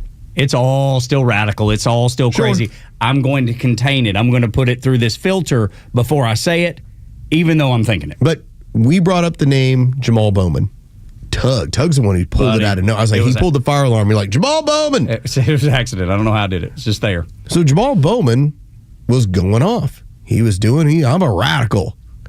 And what happened? The Democrats say, you can go be a radical at home. We're going to get rid of you. And that's exactly what they did. You had the same threat years ago to AOC. I think people kind of forget, this is not like she's been here 2 years. Mm-hmm. And during those first 2 years, it was, do you want to keep acting like this? Because if you keep acting like this, you're not going to be here. And she played the game. Yeah. So this is just the next step. She's playing that game. Getting rid of the pronouns, just as you pointed out. Hey, when I'm talking about Chuck Schumer, I'm going to be measured. Meanwhile, she's got the knife behind her back. Oh, no doubt. Because that's the thing. She wants to take out Chuck Schumer. And she wants that position. And the Democrats want her to have it. Most of them. I bet there's very few that are on Chuck's side, or at least out loud. There's going to be a real battle if that's the case. Because you're then giving AOC, she's not going to get the purse strings, because I don't believe she'll be voted into leadership in the Senate. But if she was to get the seat, all right, that's a pretty important seat in the state of New York. It is. One of two. Things get a little haywire at that point about the direction of that party. I think we all know where the direction of the party's going, and I think Chuck Schumer and the like are trying to keep it from happening. Absolutely, but I don't know that they can. Because I don't think they can because of what they believe. What is it that Mama says? You made your bed? Yeah, go lay in it. They want to lay in the bed, Mama. But they want to lay in that bed. No, there's a good portion of it. There's the other part that are trying to plug the dam with their fingers. Yeah, but you can't. We made the toothpaste back in the tube. We made them crazy over the last decade. Now we want you to stop being crazy. Can't do it. Yeah, you can't put the toothpaste back in the tube. It's interesting to see. That's also something that Mama said. Yeah, that's right. Mama's good to you, man. Mama will cook you some breakfast. Be the best breakfast you ever had in your life. She'll give you the shirt off her back. The only thing she'd get upset with you about, if you don't treat the dog good, you got to feed the dog just like you feed anybody else in the house. That's the way Mama treats the dogs. When we continue on Extra 106.3, let's talk about the food program down in Louisiana on Extra.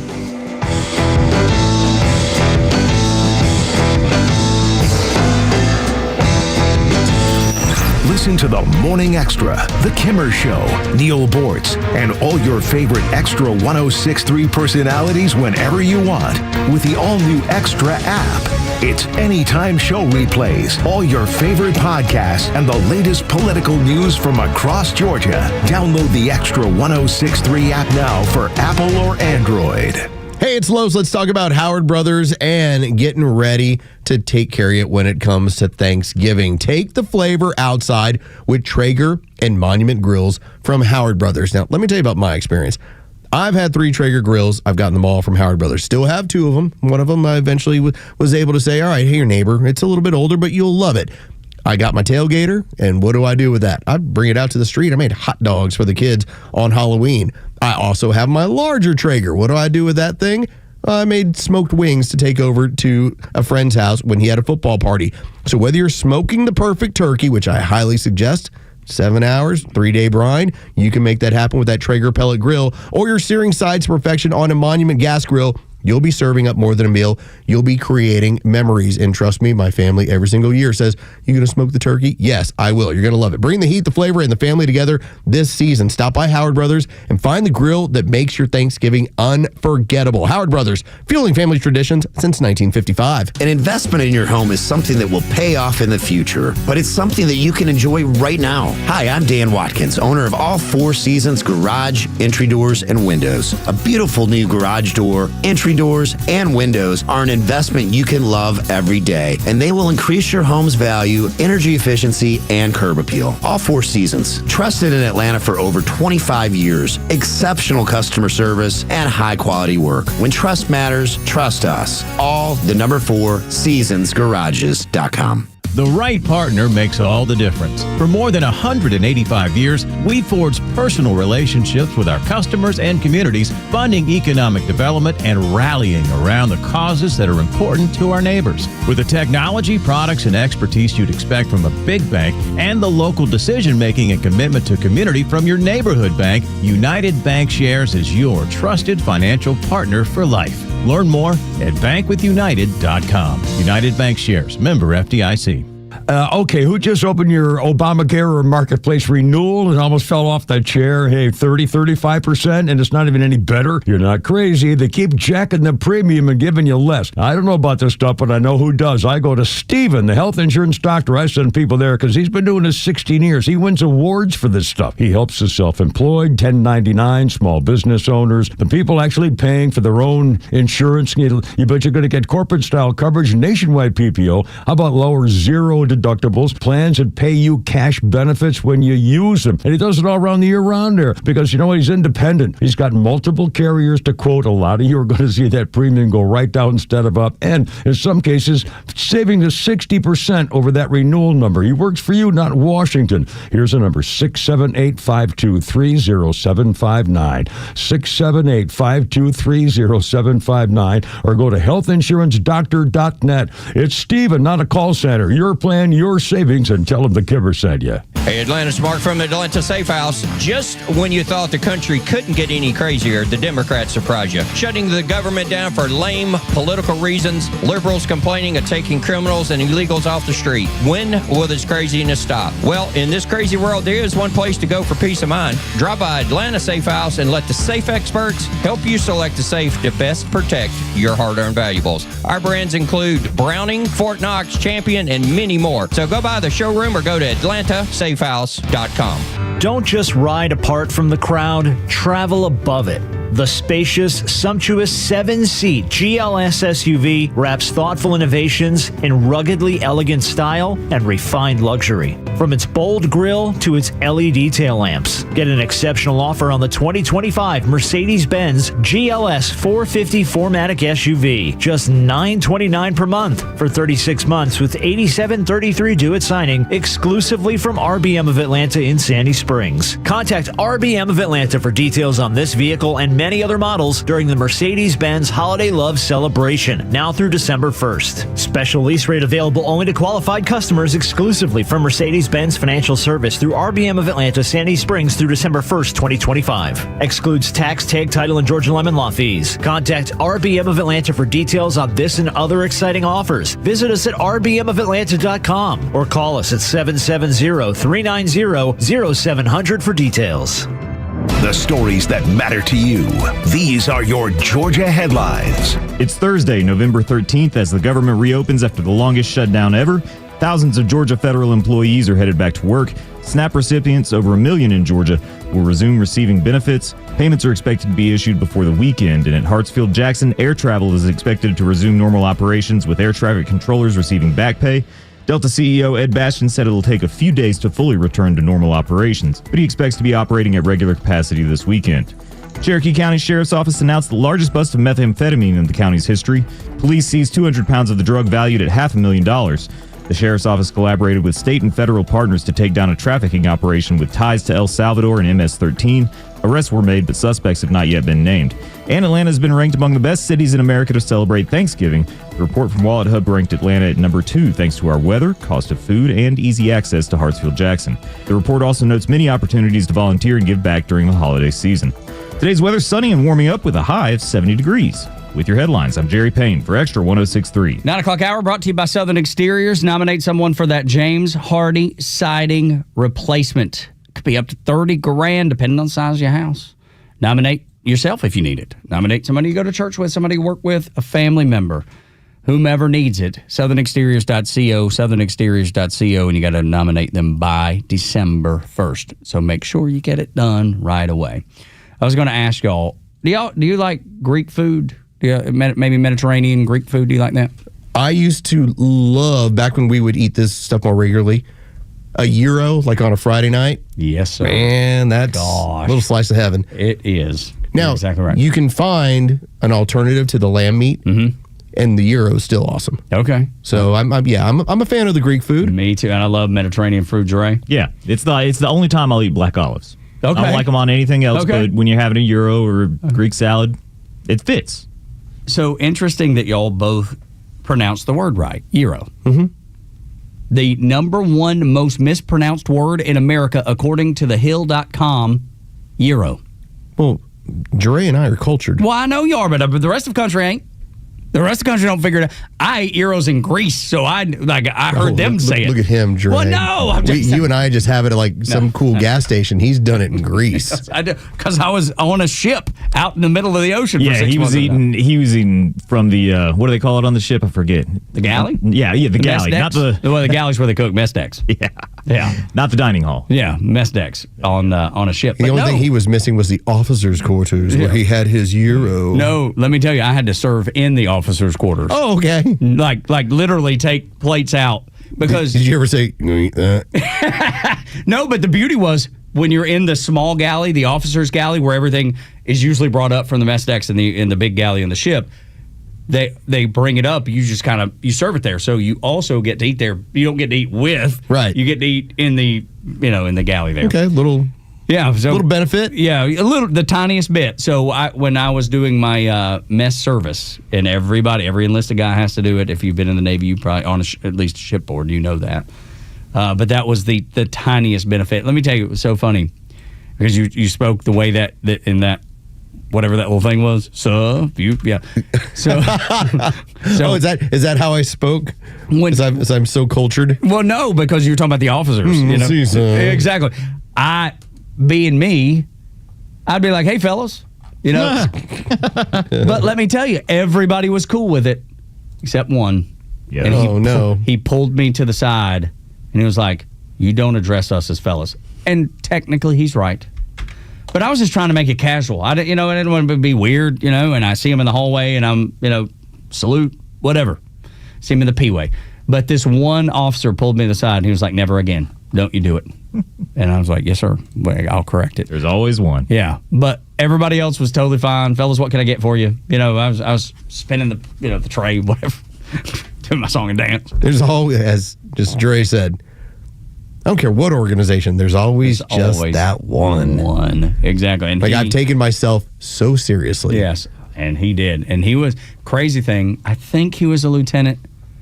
So it means like an 02. Mm-hmm. Lieutenant JG is an 01, Lieutenant 02. Been there a minute, but not like he was a senior officer or anything. Sure. I would hope somebody took him aside. Yeah, well, I'm sure they didn't because he took me. Nobody even knew it happened. Yeah, it's like, which was, I think, on purpose. It's like maybe you should not do that. Yeah, to the enlisted men. Yeah, because could also be. Things roll downhill. One of the other guys might have been like, "Hey, could be go enforce some discipline go fix that." I doubt it though. I doubt it. USS South, everybody, all the officers were so cool aboard South Carolina, and when it mattered. When you're on the pier, man, I'm popping tall. Yes sir, no sir. Yes ma'am, no ma'am. Never. Well, I was raised that way, so I never missed any of that stuff. But I felt like as you're eating, and it was a pretty casual quarters, I'm not trying to make it weird, or at least I didn't want it to be weird for me. And he did not appreciate that as much. Well, there's so much that when it comes to the disciplinary standpoint, I find it weird that when you are eating, that somehow there has to be some, I guess, a continuation of it to that extent. Yeah. Me too, man. It's like 98% of the time, whether you're working or you're not, there's the level of discipline and respect that goes in there. I'm eating. Yeah, man. You're eating. Yeah, I'm just trying to. Can we break bread? I'm not going to sit with you. No, but and would never, and never did, never. But that one, that was it. Well, it stuck with me. Obviously, yeah. I remember it from 25 plus years ago. Like me with the Warrior Alliance. Yeah, dude. I'm gonna go tell them that hurt your feelings and that didn't hurt my feelings or insulted you. Just it's what I remember. Yeah, right. So As you remember this from 20-some years ago, Yeah. when a lieutenant took you aside. Yeah. I just remember. That's right. That's all. I'm going to bring it up with them. Just want to lay it out there. He's got insulted. I'm just it's a mind never forget. No, I get it. But you know how to say Euro, which was the whole thing that brought it up. I love how it started with Euro and ended with Warrior Alliance. Yeah. And you being upset? I don't want you to be upset. Do I look upset? Yes. I told you I'm a happy warrior. You look had a great time. You look upset about it, just a little bit. I'm not upset. Tiny. I mean, are you upset about the guy taking you aside? Hell yes, I am. I remember 25 years later. All right, fine. I'll dial it up with you. I might not remember next week. I don't know. Yeah. By the way, our friend Stephanie makes it a point. I'm part Greek. Come over for Friendsgiving, and you'll get to try my Greek green beans. Dude, my wife half as well. So I would love. Your wife's half Greek? Yeah, I didn't know that. Yeah, dude, that was one again of all the things serving in the Navy, and I loved it. Had I not met my wife, I would have. You'd never heard my voice here because I would have stayed. I loved the Navy. I think I went to 20 countries, and that was the biggest blessing as a young man that was never supposed to leave Dalton, Georgia. Curious, had you spent that much time in, what level do you think you would have reached? I would like to think I would have converted to an officer because I was already kind of on that path. On that path, right. Yep. If I can find it, I've got this black and white picture, and it was for there was a program called the Seaman to Admiral program, and it was where you would stay enlisted, you would work on your degree, and then you convert to an officer at some point. And dude, I mean, you don't talk about AJ squared away, creases in the uniform, the exact opposite of what I really am. So you'd have been like Tom Homan, started on the bottom and be all the way at the top. Yeah, I guess. I've been patrolling the border. Yeah. Now I run all of the border security. Yeah, yeah. I would like to think that I would probably be, lieutenant commander, maybe somewhere in there. Be kind of cool. That'd be awesome. Oh my gosh. I'm not saying you have to be the captain of any kind of vessel, but. Well, but once you get to commander... It's command level. So, in the Navy anyway, the rank right before... Commander is the rank right before captain, and you can command a vessel as a commander. So, yeah. Could you imagine if they gave this man a submarine? No. See, now I take it all back. Weapons. I was just watching The Hunt for Red October last weekend. Dude, which is so good. So good. Talk about being in the service. You were the one witnessing... I'm taking his key for the nuclear weapons. Mm-hmm. Yeah, right. Sean Connery. Dude, so good. Yeah, man, I'll tell you. The Scottish Russian. Yeah, I know, right? Yeah. It worked, though, because only Sean Connery could pull it off. Because he's so good, you're willing to bypass what you know. Some of these things don't react well to bullets. Dude, that's good, man. That your Obama's good and your Connery's good. That was, and I remember him saying that, and as soon as he said it, I was like, he does not sound Russian, but I'll... Yeah, because it's Sean Connery. But it's great because it's Sean Connery. And he's amazing. You're willing to do it.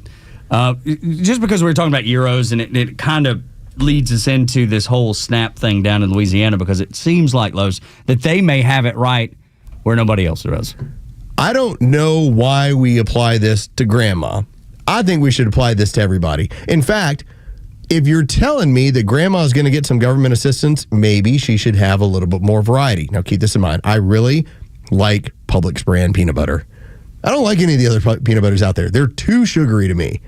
But like Publix brand peanut butter, like they're organic or whatever. It's just their plain peanut butter. You got to stir it up because not the organic, because that you're right. Okay. You have to stir that stuff up, and it gets soupy. Yes, it does. That's the only thing. But they're just basic peanut butter. Is significantly less sugary than like Jif. And I've liked Jif. I love Peter Pan, all those. They're all good. I do the Jif natural. I don't think it's organic, and I don't know even what natural means, but that's the one I always get. So love that one. This is going to be a video, and it's a woman who's actually pulling stuff out of a box. Now, in the state of Louisiana, what they do is they send the elderly a box every month, and it's a variety of food that they're able to put in their pantry. Now, if you compare that to the $1,000 in soda and Fruit Loops, I'm like, I think Louisiana has it right. Take a listen.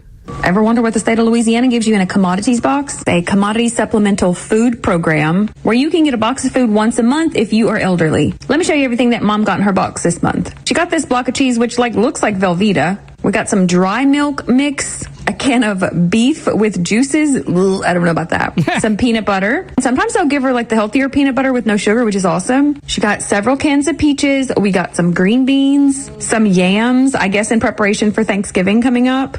Like I mentioned, she had several cans of peaches. We got some instant mashed potato flakes, so you can whip up some mashed potatoes easily. We got 1 can of chili with beans, more peaches, more green beans. We got some corn. More corn. Sounds good. 1 can of pinto beans. She also got a bag of dry red beans, which is awesome. She got this 1 jug of apple cherry juice. My niece said it was nasty, but Mama likes it. We also got some grits, a box of Tastios, essentially like Cheerios. She got a bag of rice so she can whip up some red beans and rice, especially if you had a link of sausage or something. She got a box of elbow macaroni noodles, 1 little jug of milk. She said a lot of times they'll put 2 of them in there. If you have a low-income elderly family member in the state of Louisiana, be sure to tell them about this program. So again, it's a supplemental box to go along with what they've got. That seems like a pretty good model. Dude, there was no, Sugar Smacks. There was no, Fruit Loops, as you always point out. And this was just for one person. Yeah, right. But there was everything. I buy everything that she mentioned. Everything. I was like, I eat that. Yeah, I eat that. me too. I eat that. Every single portion of it. Now, you'll notice there wasn't any cold cuts. There wasn't any steak, but here's what you got. Cold cuts ain't good for you no way. No, this is what it's going to be. And so for all the discussion about SNAP benefits, and now it looks like there's going to be an implementation for you got to have a work requirement for them. First off, bravo. It needs to be. But if people that are against that, I will never understand unless it's political, and that's usually what it is. But if the program was to be overhauled, where it's here's your assignment of what you're getting, and that happens to take it out of your hands that you can just go shop for whatever you want. Now, granted, I will allow, when I am dictator, that you can fill out a card or an online form to point out that if you have certain food allergies, then we will adjust your box accordingly. You will get to pick between cashew butter instead of peanut butter. Box D. You get box D because of some of the issues that go on in your home. But I think we should get to the point where if we're supplying this amount of money to people, we should have a say in what they're eating and what they get. And so it's not just a free-for-all. I think you're exactly right. And I have no problem with the state of Louisiana does it as a supplemental program for the elderly. Issue with the requirement for people that are not elderly of working or volunteering. I have no issue with that. I think it should be mandatory. I think it should be encouraged. I think accepting the lowest of the low, because that's what it is. Let's be honest. It's the lowest standing in the United States. That you shouldn't want to be there for the rest of your life or 30 years. And as a generous dictator. Oh, here we go. Los, the generous dictator. I will ensure that your box has, and we won't even do 2,000 because, that could be a little bit iffy, 2,500 calories per day per person. More than enough to live on. You can even get fat on 2,500. It's going to be a little more difficult than the, 6,000. When you're eating Fruit Loops every day and drinking Coca-Colas, Snicker bars and things. Just a suggestion. As a benevolent dictator, that's what I would look to do. Friendly dictator Los. Friendly neighborhood dictator. When we continue, RFK had a moment. He was talking to J.D. Vance, and he shared the comedy of Donald Trump. Next on Extra. The latest sports news, powered by 680 The Fan, and driven to Extra listeners by RBM of Atlanta in Sandy Springs, Atlanta's Mercedes-Benz connection since 1964. Good morning. Here are your sports headlines for Thursday, November 13th. The Atlanta Hawks are now 7-5 and have won 3 straight after a blowout 133-100 win over the Sacramento Kings last night in Sacramento. Jalen Johnson, nearly a triple-double, 24 points, 10 rebounds, and 8 assists. The Hawks play back-to-back games tonight in Utah as they take on the Jazz. That game will tip off at 9 o'clock. We have Cy Young Award winners in Major League Baseball. First off, Detroit Tigers starter Tarek Skubal He's won his second consecutive Cy Young in the American League. Pittsburgh Pirates starter Paul Skeens takes home the award in the National League. With your sports headlines, I'm Carlos Medina. Attention extra listeners. The end of the year is closing in. Are your retirement plans ready? We at Master Plan Retirement Consultants are holistic retirement planners, including income and growth planning, tax strategies, and estate and legacy planning. Each piece of the retirement puzzle must fit together cohesively because we know a change in one area can inevitably affect the others. Our boutique team serves you with fiduciary care, ensuring every step moves you closer to a confident, sustainable retirement. Don't wait. There's still time to adjust your plan before year end. Schedule your complimentary consultation now at masterplanretire.com. Master Plan Retirement Consultants. Plan well and prosper. Advisory services offered through Master Plan Retirement Consultants, Inc., a registered investment advisory in the state of Georgia. Insurance, tax, and commodity services offered through Fricks & Associates, Inc., DBA Master Plan Retirement Consultants. The aforementioned are affiliated companies. Ho, ho, holy cow. Family and friends are coming for the holidays, and you need some projects done around the house before they arrive. Relax. We've got you covered. Hi, I'm Chris Lalamia from the Trusted Toolbox. With our handyman for a day deal, we can knock out all those projects you've been putting off for months. From plumbing issues and painting to flooring, fencing, trim work, and much, much more. So get your home ready for the holidays and call us at 770-623-3097, or you can always book it online at thetrustedtoolbox.com. Calling all contractors. This is Devin Stovall of Stovall & Company, and we're here for you. We're a third-generation, family-owned and operated company for 75 years and just opened our 11th location in Canton on 9500 Union Hill Road. We're proud to provide your wholesale irrigation, nursery, and landscape supply needs. How do you envision your dream outdoor space for you or your customers? We're here to fulfill them all. We all take pride in special requests and shipping right to your job site. Here at Stovall, we have it all. Check us out at StovallINC.com. Hi, it's Los, here with Tom Mitchell, the honest car guy. Tom, you are changing the way people are buying their next pre-owned car or truck. How are you doing it? You know, Los, we found a better way for customers to buy a car. An honest way, a very transparent way. You pay what we pay plus our honest fee. How do you prove that? We even prove it to you by giving you a copy of the bill of sale at the end of the deal. How much can people save when they buy their next vehicle with the honest car guy? I've saved people upwards of $20,000 and $30,000. I mean, it really depends on the year, the make, the model of the car, and the price of the car. You know, on a $15,000 car, I can't save you $20,000. We can probably save you $2,000 or $3,000. But it's through the course of the whole sale. The big one here that people don't realize, the financing. You go into the dealership, they tell you your rate's 9%. Well, really, it's probably 7% because they're allowed to make 2 points on there. The honest car guy, you'll save an average of $5,000 to $10,000 depending on the price of the car. Folks, if you want to save thousands on your next pre-owned car or truck, try the honest car guy. Call 844-SHOW-ME-1. That's 844-SHOW-ME, the number 1, or honestcarguy.com. Summer is all about making memories, right? Backyard barbecues, road trips, maybe finally getting around to that hiking trail you've been eyeballing. But if you're living with pain, those future memories can be stolen from you. So here's a thought. Call 1-800-4-RELIEF and try Relief Factor. Relief Factor is a 100% drug-free daily supplement designed to help your body fight pain. It's a doctor-developed formula made from natural ingredients. Best part? Relief Factor doesn't mask pain. It helps reduce or even eliminate it for good. Whether it's kayaking, running around with the little ones, or just chilling in a hammock, Relief Factor can help you feel better, move better, and do more of the things you love all summer long. So if you're ready to reclaim your summer, head over to ReliefFactor.com or give them a call at 1-800-4-RELIEF. Do it now and get their 3-week quick start for just $19.95. That's 1-800-4-RELIEF. Stream Clay Travis and Buck Sexton, Glenn Beck, Fox News, and even NASCAR on Sundays, anywhere on the Extra 106.3 app. Download the app now and get 24/7 access to the live stream, the latest news, and everything you need to know about Atlanta's only conservative talk station. Download the Extra 106.3 app for Apple or Android and check out even more great original content at thepodcastpark.com. Tug and Los until 10 on the Morning Extra and Extra 106.3. Los stopped me in my tracks. He walks in, he's like, I got something that'll make you smile. And if you know anything about me, I thrive on positivity. I thrive on smiling. I don't know about positivity in this okay, case. Shoot.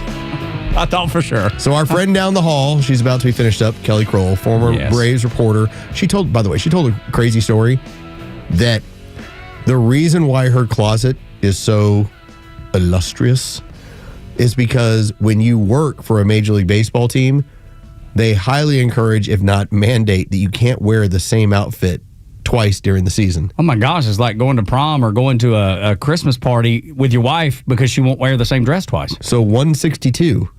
She got a whole lot of clothes. You got to wear different clothes all the time. Several seasons. Yeah, she had a couple seasons. Yeah, I think she did 3 seasons with them. Yeah. So she got a good wardrobe. That's a lot of attire. Lovely lady, always dressed to the nines. Now, she did end up almost lighting the kitchen on fire. Yeah, it reeks of death. Okay, so it's funny you mentioned it that way. So our friend who works down the hall, Nick Cellini, you can check out Cellini and Domino on our sister station, 680 The Fan. Greatest guys ever. Love them. 10 to 2 every single weekday. And they're like an old married couple. They've worked together for 20 years. And I love Nick Cellini. I used to do... You think we'll get there? We'll be an old married couple one day. You have their run. That's pretty good. Absolutely. It so rarely happens. These guys are in their 60s and they're still having a good time with this thing. I love it. But Cellini and I used to do Sunday morning NFL. And so we would be on our sister station and we would handle the Sunday morning show. It's like we do like 10 to 1 every single Sunday morning. And we've both since gone our separate ways and filled more of our time in normal primetime programming. Well, Nick was out yesterday because they were out somewhere, him and Domino. And so he missed that Kelly Kroll Almost tried burnt down the building. Yeah. I heard from somebody within management that Dickey Broadcasting formally apologized to our next door neighbors because apparently their office smells horrible too. Oh, no. And that apparently now it has gotten through the building where it is showing up on the first floor that we do have the, who we have? Is it Shake Shack? The corporate headquarters. They're like, what does that smell? We're the ones cooking here. Why does it smell like somebody burnt the house down? We're going to get an official office microwave policy coming soon. Yes. Shake Shack, who has, just as Tug was telling you, they have a corporate office here and they have a test kitchen. So they're constantly cooking new stuff and trying new stuff and testing it out within the office. Oh, man. And they're the ones going, oh, dear God. What the hell? What happened here? What have y'all done? So with all that being said, I waited for our friend Nick Cellini to walk in and I looked at him and I just go, hey, man, how you doing? And he goes, good God, it smells like John Wayne Casey's basement. Oh! Yo, yeah. And if you know the story and you're, let's just say this, John Wayne Gacy decided that with all of his victims, that he was basically, it started as the crawl space, then it turned into, I'm just burying them all in my basement. Every victim. And so, in fact, one of the lores, the stories is when he was asked about what he was doing, he was clearly operating a cemetery illegally in his home. Because the deal with him was that he was this so descriptive, that fine, upstanding member of society. Yeah. But he was also quietly homosexual. So even though he was married, he was trying to hide these impulses. And so when he would start to act on them, then his next reaction was, well, I got to bury the person so they never say anything about this. Yeah, I got to protect this. So he'd kill them and bury them. Keep it on the low. Yeah. So that apparently, John Wayne Gacy's crawl space / basement is what our office smells like, according to our friend Nick Cellini. And you said I was going to smile. You laughed at the comparison. He told you what it smelled like. I told you about Shake Shack, and I told you about the formal apology that Dickey Broadcasting has had to make to the rest of the tenants of the building. That's so descriptive, though. That's so gross. Like, it turns my stomach because now that's all I can think about. Like when you have that association. Now that's what I mean. You ever seen when John Wayne Gacy would dress up as a clown? Yes. That'll haunt your dreams. Buddy, it has. That'll haunt your dreams. Yes, that one is the one. I can't watch that stuff, dude. I cannot. It stays with me. I can't even, this is going to sound, you're going to think I'm very soft, and I am. Soft as Charmin? Sweet poop. Cotton candy. Yes.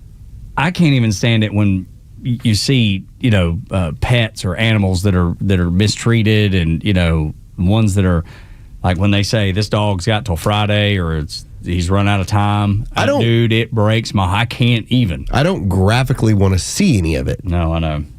I just like the storytelling. Oh, yeah. No, dude, it is fascinating. I don't want to go show me the bodies. I'm like, nope. No, yeah, nobody wants interest. to see that. Yeah. Nope. Because you had sent me that podcast that I'd listened to on the way out to Athens. It's been a few months back. It was for the Pacific Northwest, the issues with why that area seems to have a predominant amount of people, serial killers. Lead poisoning. It looks like they might have an issue during the 70s with lead poisoning that led a lot of these people who were subject to maybe going down this way as far as their mind breaking. When it broke, this is what they turned into. So that's Gary Ridgway, Ted Bundy. Yeah. Incredible, too. Whoever pieced that together, what kind of investigative mind do you have to go, hey, maybe it's lead poisoning? Like, what would give you that? It's amazing. I was so fascinated it's a by wild story. the woman who was writing the book. It's a wild story that it might be, when it comes to an explosion of these things, environmental.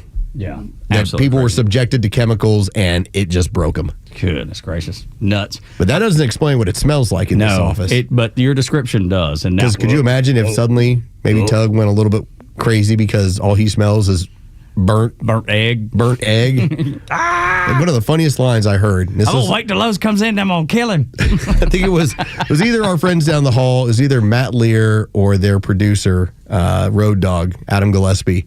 One of them asked her on the air to Kelly Kroll, "Are you planning on bringing in fish tomorrow?" Ooh.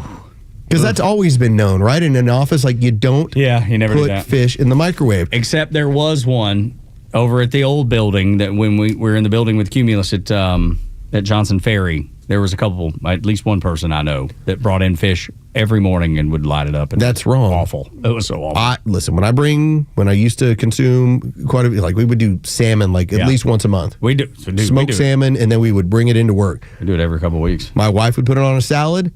I would have it on top of something. I would always remove it.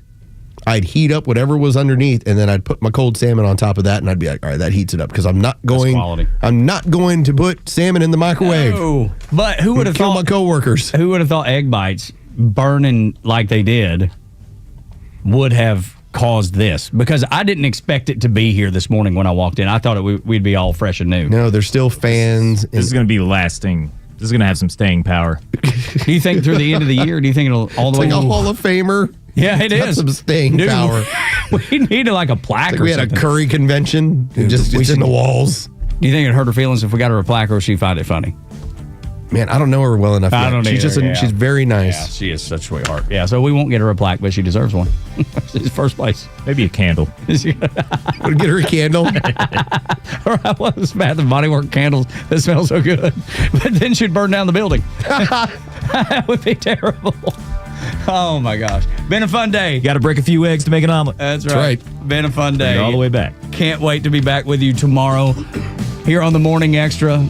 Beck is up next. The 9 o'clock hour brought to you by Southern Exteriors. Get registered for that James Hardy siding giveaway. southernexteriors.co, top left corner, Christmas giveaway. For Los and Dre, I'm Tug. Y'all come back now here. Live and local news talk continues at 3 p.m. with Kemmer, Pete, and Flounder. It's the Kemmer Show, only on Extra 106.3 and the Extra app.